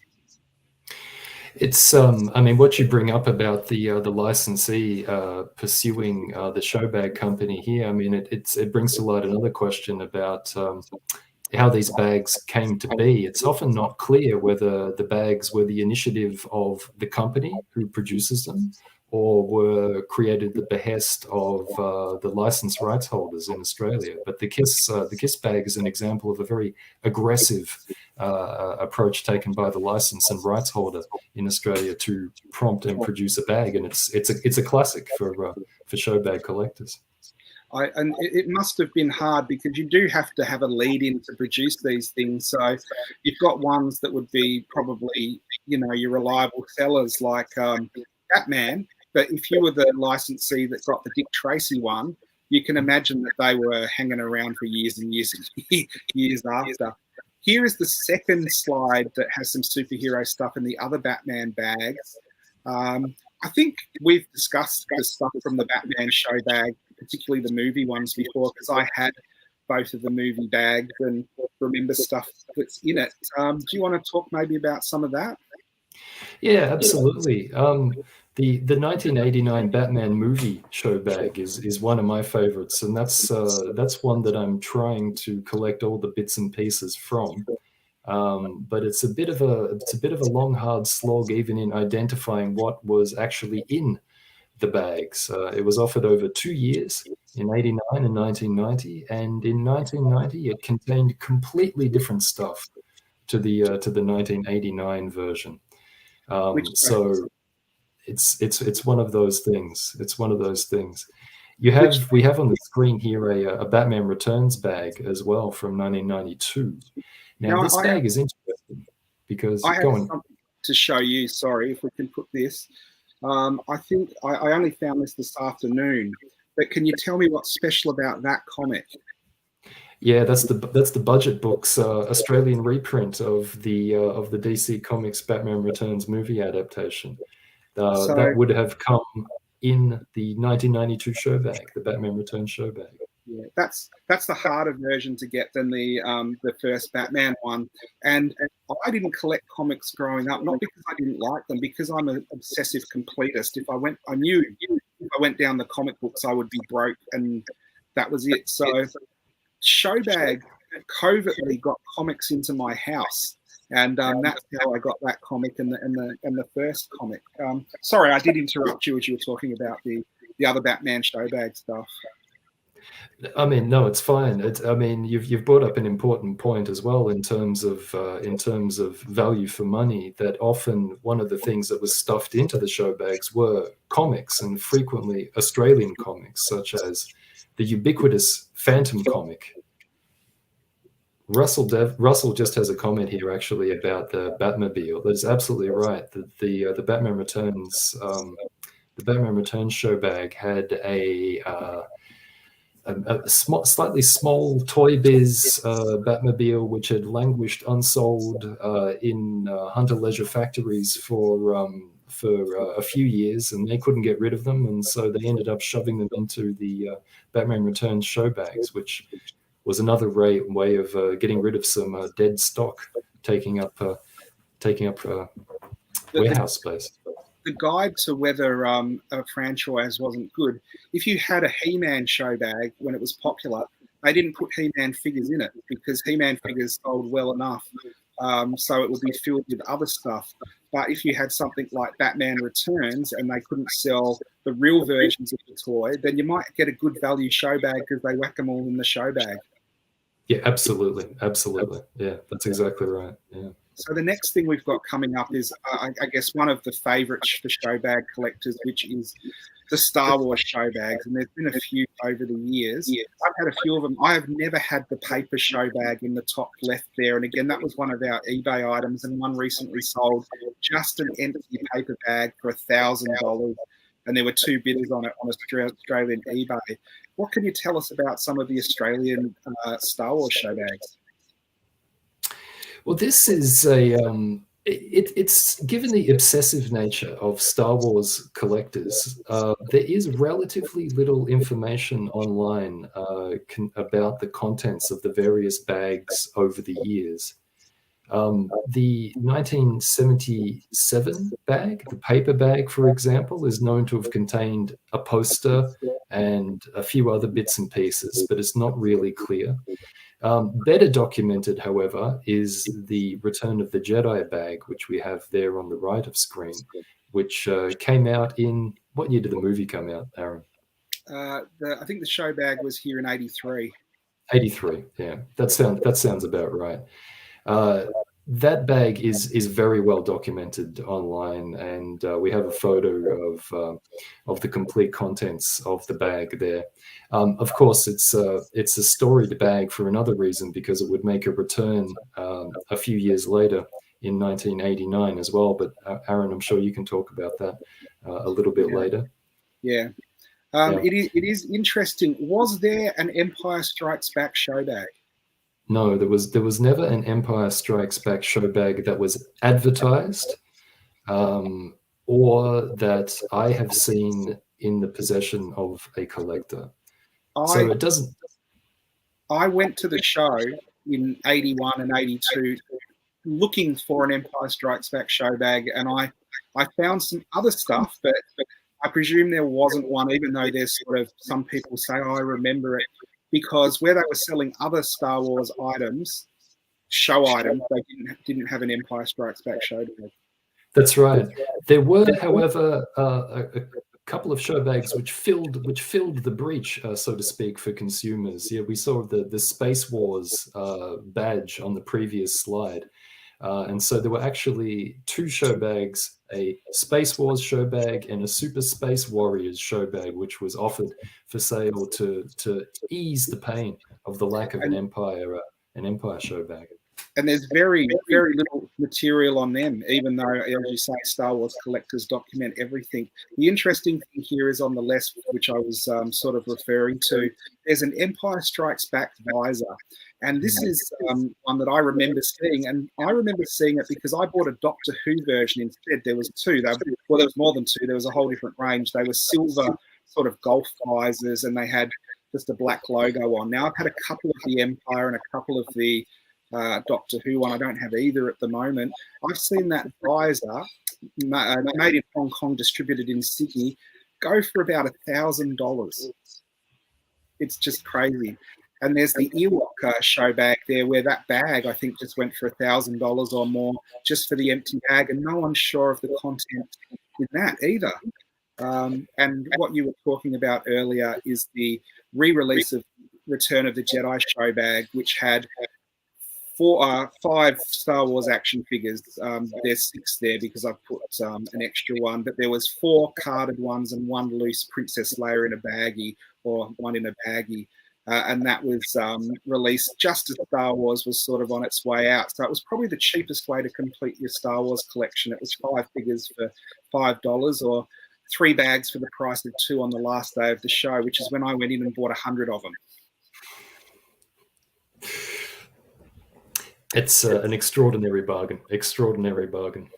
So Star Wars has been sort of a favourite, and then as soon as they announced it was coming back came the show bags. And there's a mixture there of episode 1 and episode 2 stuff. And even though these are more modern, they're still incredibly hard to find and very hard to document. Even the stuff from episode 1, I don't know what exactly was in that bag.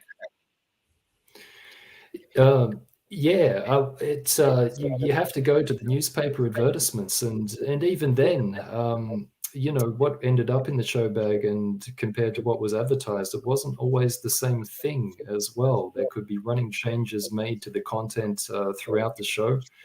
The show bags themselves, many people probably wouldn't realize, they're pieced together out the back just before they're sold, basically.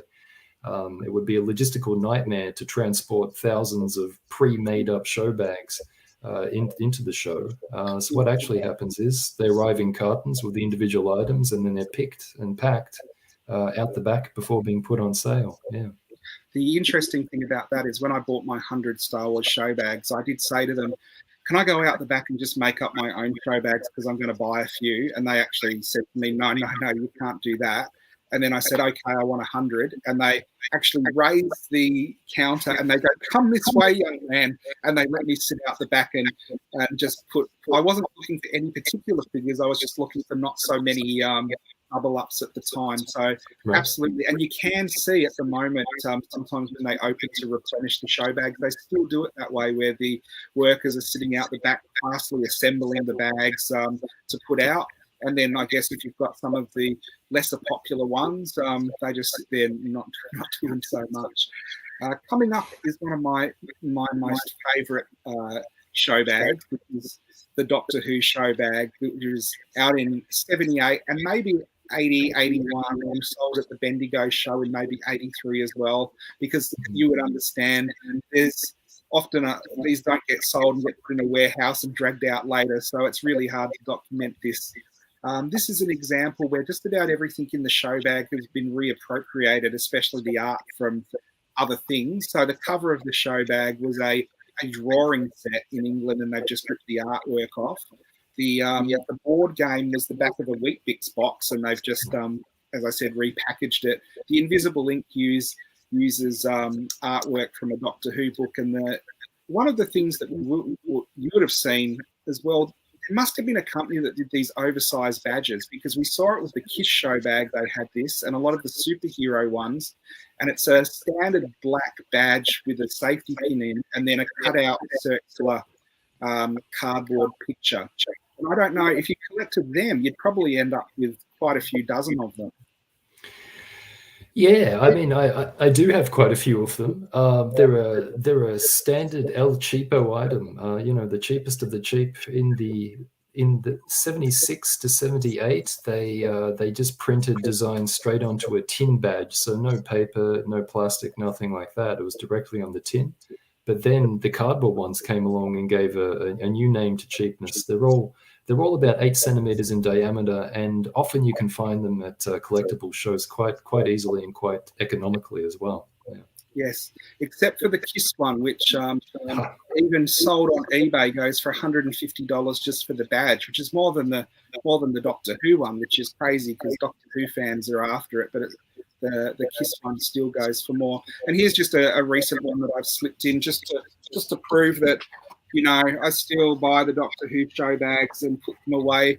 And the crazy thing about this is, I don't even know with the modern show bags how many they've released and what's exactly in them, because I see online the show bag that I've got, and then it has different things in from state to state, and then I see the content of mine in a totally different design bag. So if I see one and it's different, I try to pick it up. So I still do collect the show bag. I'd love to see what they've got. So the last couple of years, I still picked up Doctor Who, and I think I picked up the Ghostbusters ones and stuff like that. Do you still pick up any show bags? I haven't bought a show bag for a new show bag for a very long time. Oh wait, I tell a lie. As a matter of fact, I bought my son a Batman show bag a few years ago, and it was great, and I appropriated most of the stuff in order to play the Dark Knight around the house. It's the last one I bought was a few years ago. Yeah. I don't actually remember that, and I don't ever remember seeing one, though. There are people who do, and I know that the Doctor Who was sold by the ABC before the show bag, because the ABC would sell cast cards, and I've picked up one of those, well, a few of those, but I've got one at the moment from the show, but I can't find what I've done with it. I've done the same thing with my son, where it is surprising he is into gaming and electronics and all of that. But there was a time where there was still a wonder to, I want this show bag and I want this show bag, even though everything he thought was pretty average, but there is still something about getting that bag at the show and walking around with it and having something to bring home that really does connect with a lot of kids. Oh, absolutely! It's part of the fun of the show. That's it. With the fairy floss, the feeling sick after the Mighty Mouse ride, or whatever they call that thing where you get shaken around. It's part of the experience. The Vomitron. So Vomitron. Here's an example of some of those badges that we were talking about, and most of them are documented. That, like you said, there's the original tin ones and then the card ones, but then once in a while, something new will still turn up that I've never seen before. And this is where we get, I guess, to the flavour of the month, where anything you could go to the show and find a show bag. Did you want to maybe talk about some of these ones? Yeah, absolutely. I think the Knight Rider is one of the more interesting show bags out there, because it's just so crappy. This was a genre of extremely how can I put this? Extremely cheap show bag, in which essentially the license was acquired, and then the bits and pieces were produced simply by whacking a sticker or a cheap screen print on a pre-existing plastic item. And often stationery was a major feature of show bags. If there weren't novelties readily available, readily sourceable from factories in Hong Kong or China, then locally produced pieces of stationery, rubbers, rulers, sharpeners, notebooks, pencil cases, all of those kinds of things. Russell, you would think it would have the car in it, wouldn't you? But all of those kinds of things got whacked into a bag and then were sold at a marked up price, but at a good value price, of course. The other thing they loved to do was caps. You'd see a lot of caps in show bags, and if you went to the show a couple of years running, you'd probably have too many caps to know what to do with. Often I remember you'd go to school the week after the show and everyone would have their Darryl Lee rulers or all these other things that you actually knew the better quality show bags because they had the wooden ruler with something actually sort of printed on it rather than the plastic one with a sticker of like Knight Rider or something on it there. That's exactly right. Jonathan, head bobbers. So in one year that the bag was available at the Melbourne show, there was a head bobber included. Yes. I think from memory that was 1982. I think from memory. But you can contact me afterwards. But there was one year when head bobbers were this alarmingly common inclusion in a variety of new concept show bags. There was a Wonder Woman head bobber in the Wonder Woman bag, something for the vial file if one ever turns up. There were there were several. I think there was a Batman one as well. Yeah. Now, here's an interesting one. The Ghostbusters show bag was one of my favourites, and it was such a favourite of mine. I had a collage wall when I was growing up, and we put the Rip It Off the Card right over the top of it. But up in the top corner of my room, I had a show bag that I flattened out and lived in the top corner of my room for about 10 years before I took it along to a collectible fair and sold it. And that was a complete bag. And we've got pictures of a bag here, but the one thing I noticed it's missing that was definitely in it, there was a Ghostbusters mini Frisbee. And it was green. And it wasn't a glow-in-the-dark one like some of the ones online. It was just a standard mini Frisbee. But that brings back a lot of memories seeing that. Do you remember the Ghostbusters show bag? Oh, look, I had this bag as a kid, but this was one of the ones that I was trying to collect, and I was talking to other people who had the bag, and or at least who believed they had the bag when they were kids. And the responses that I would get, in terms of what year they bought the bag, in terms of what was in the bag, like there was a Ghostbusters painter's cap, and one other person said, no, it was just a headband, and another one said, no, it was just a visor. And then there was a poster, a transfer, an iron-on transfer, and a badge. There was a set of stickers, and the stickers freaked me out because they had quotes from Ghostbusters, and one was we saw, we kicked its ass. And I thought that was such a rude word, I'd get in trouble for sticking it anywhere. So I do remember that in particular. It's also for the vial file then, eh? Yeah. So, and there's, as you mentioned earlier, the Phantom, which you wouldn't expect to be such a popular figure, just about ran through the whole show, not just with show bag for the Phantom, but the comics they used to whack into everything. Did you want to have a little bit of a talk why they did that? Yeah, well, the Phantom comics and other comics as well. I mean, I have this whole collection of Murray comics and Federal comics, Australian reprints of Marvel and DC stories, which I never bought them from a newsagent as a kid. They all came in show bags and other things. It was one of those value adders, so to speak.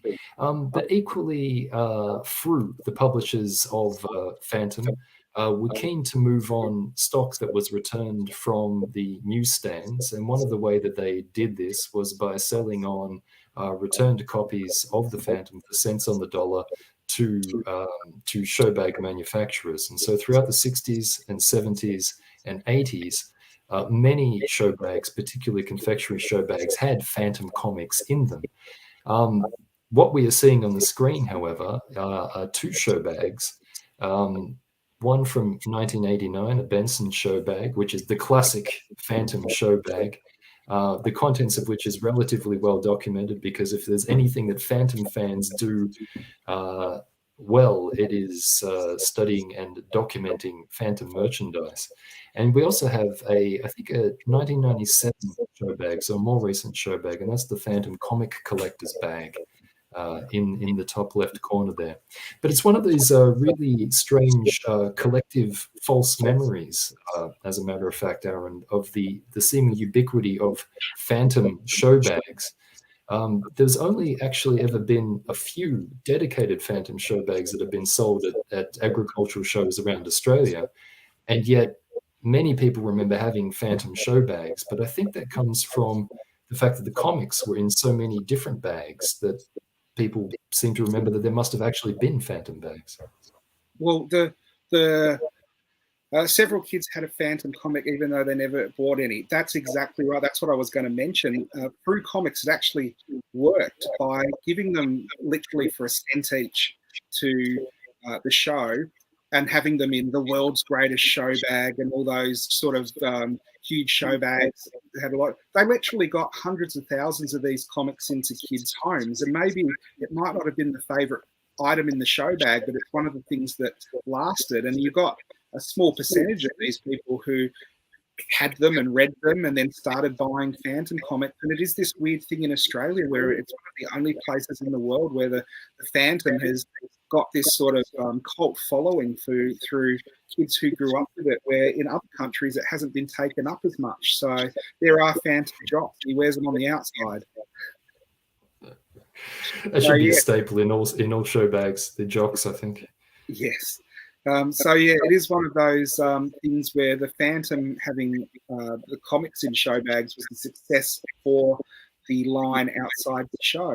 The other thing I was discussing with you that I remember, often you would get in the confectionery bag the flavour that wasn't available in the regular milk bars, and it might have been a test to see how popular it was, and then they launched it later. I remember the first time I had Hubba Bubba banana flavour was from a show bag.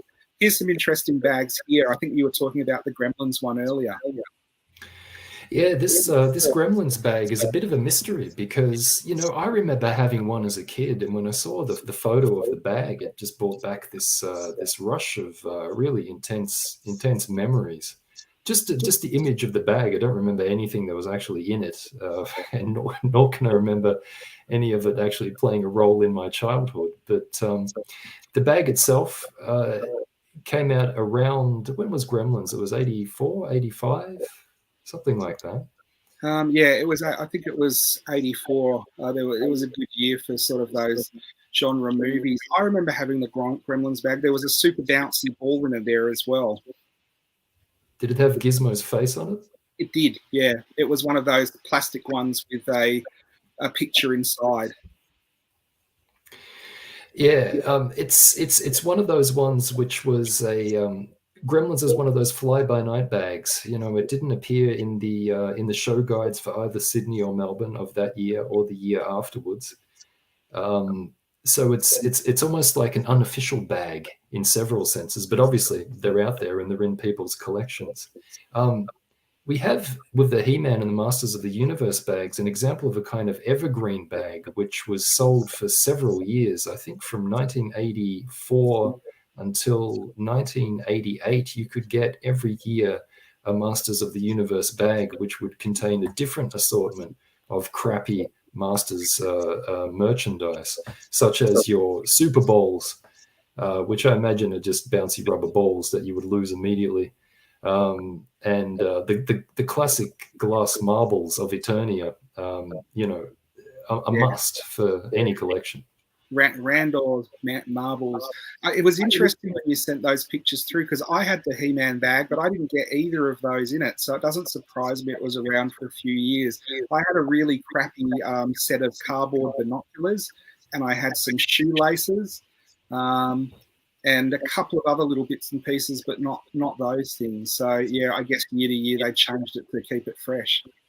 Yeah, absolutely. And I think that what tended to sell well among kids were more of the role playing associated toys.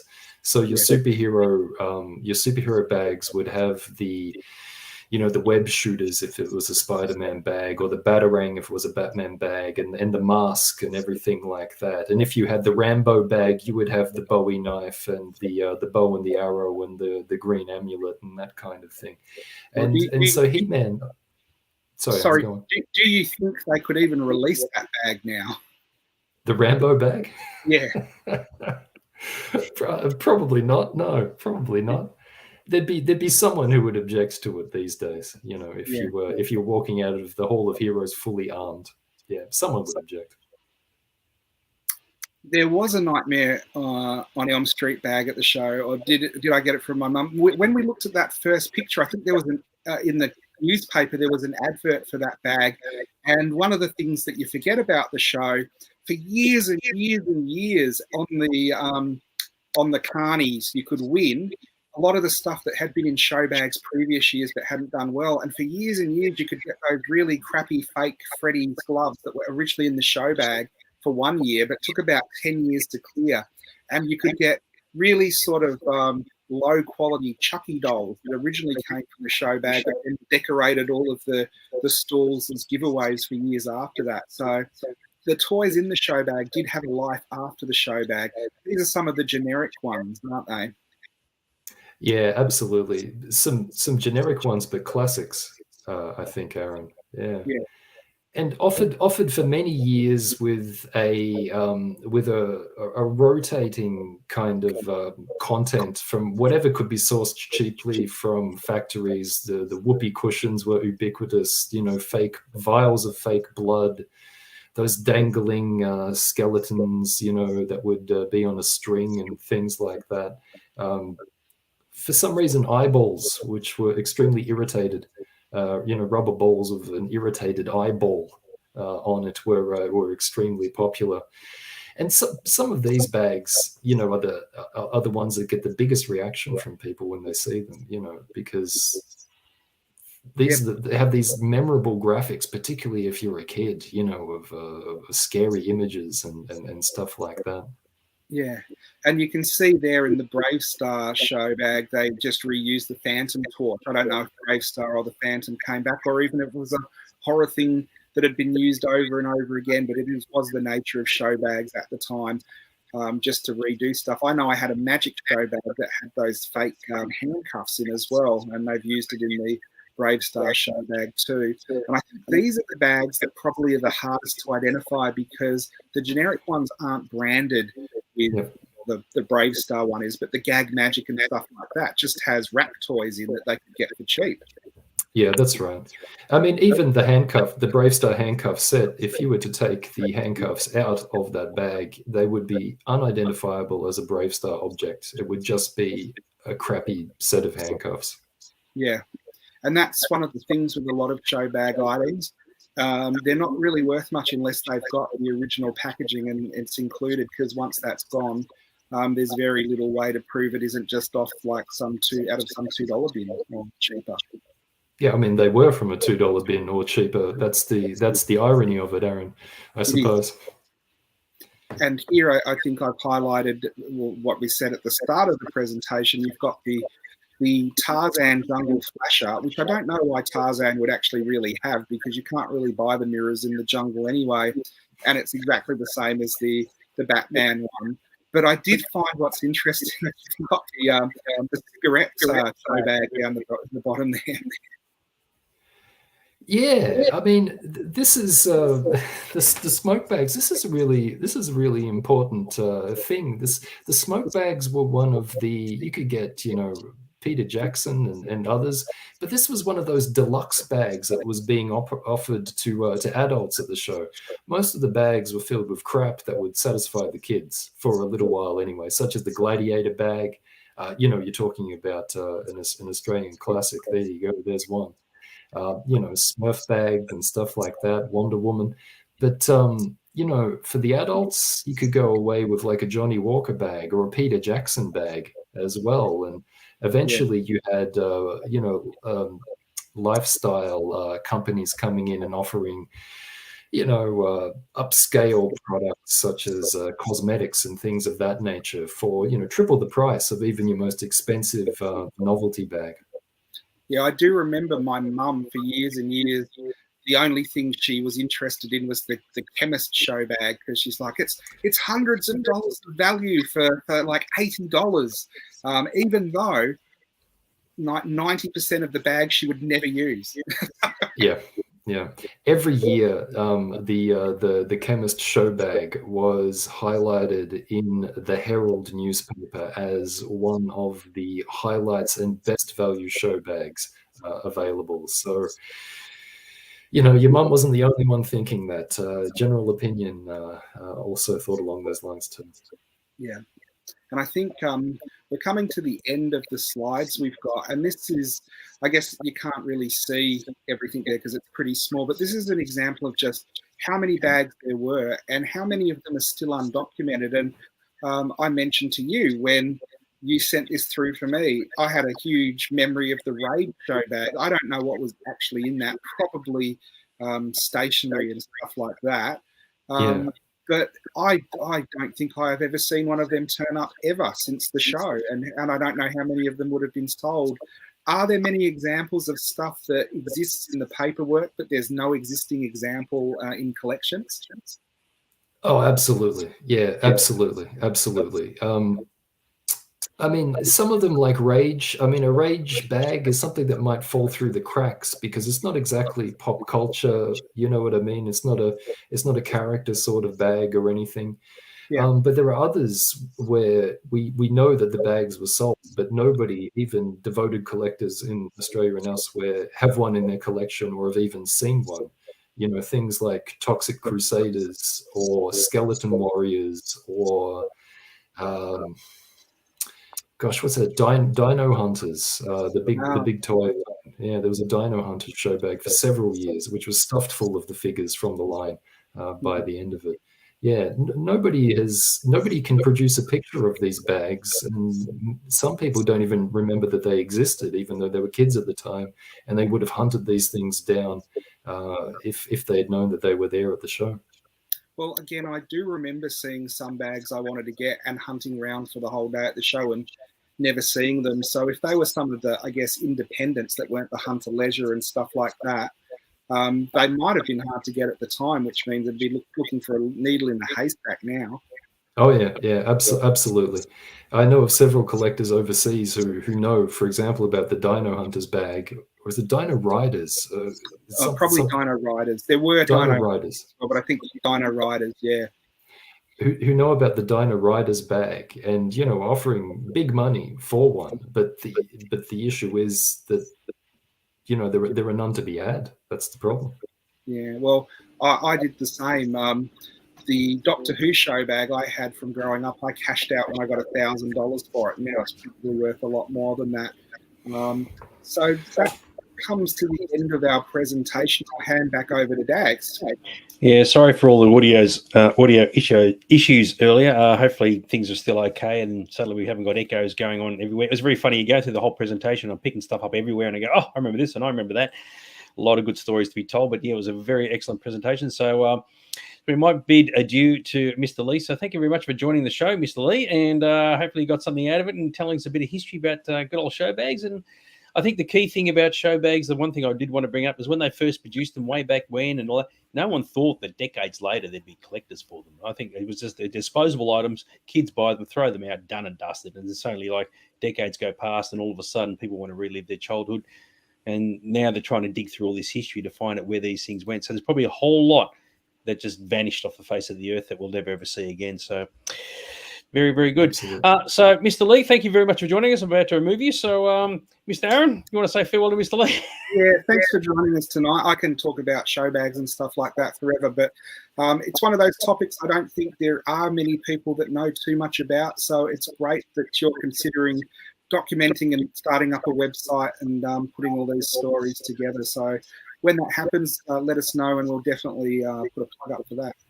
Will do. I mean, people can contact me as Joe Penn on Facebook and let me know their memories and everything. If they have any information, by all means, contact me. Let me know what's going on, and I'd be delighted to hear about it. Thank you for having Good me stuff. on, guys. All right, Mr. Leigh. When you say Leigh, Joe, it just confuses me. We'll leave you to it, and we'll speak to you very, very soon. Okay, then. Take you all the best. Thank you. Bye. So yeah, this whole sound thing was a real bloody nuisance. So I was like, I don't know what happened there. So I don't know. It just sort of went a bit cockeyed. But I didn't realize it. But I think Leigh actually asked me to take photographs of all the items that came from the Batman and the Batman Returns show bags, because I've got those and I've got the pictures of them as well. But I can't remember what went in what bag. But all those items that you showed, like the really dodgy belt and the bloody frisbee and all that, all that crap, I've got all that. So Yeah, worthless. Yeah, but the fact that there, as was pointed out, they're an Australian idea is the reason why they sell so well in the US, and because they're producing items that you don't see anywhere else, even if it's complete rubbish. If you're a completist collector, you're saying, well, I've still got to get one no matter what. And I remember specifically, like the Royal Melbourne Show had the show bags for the Batman ones, but the Lygon Street Festa actually had Batman show bags with different things in them. And I thought, that was at the Festa. I thought, holy shit. So, it's really interesting.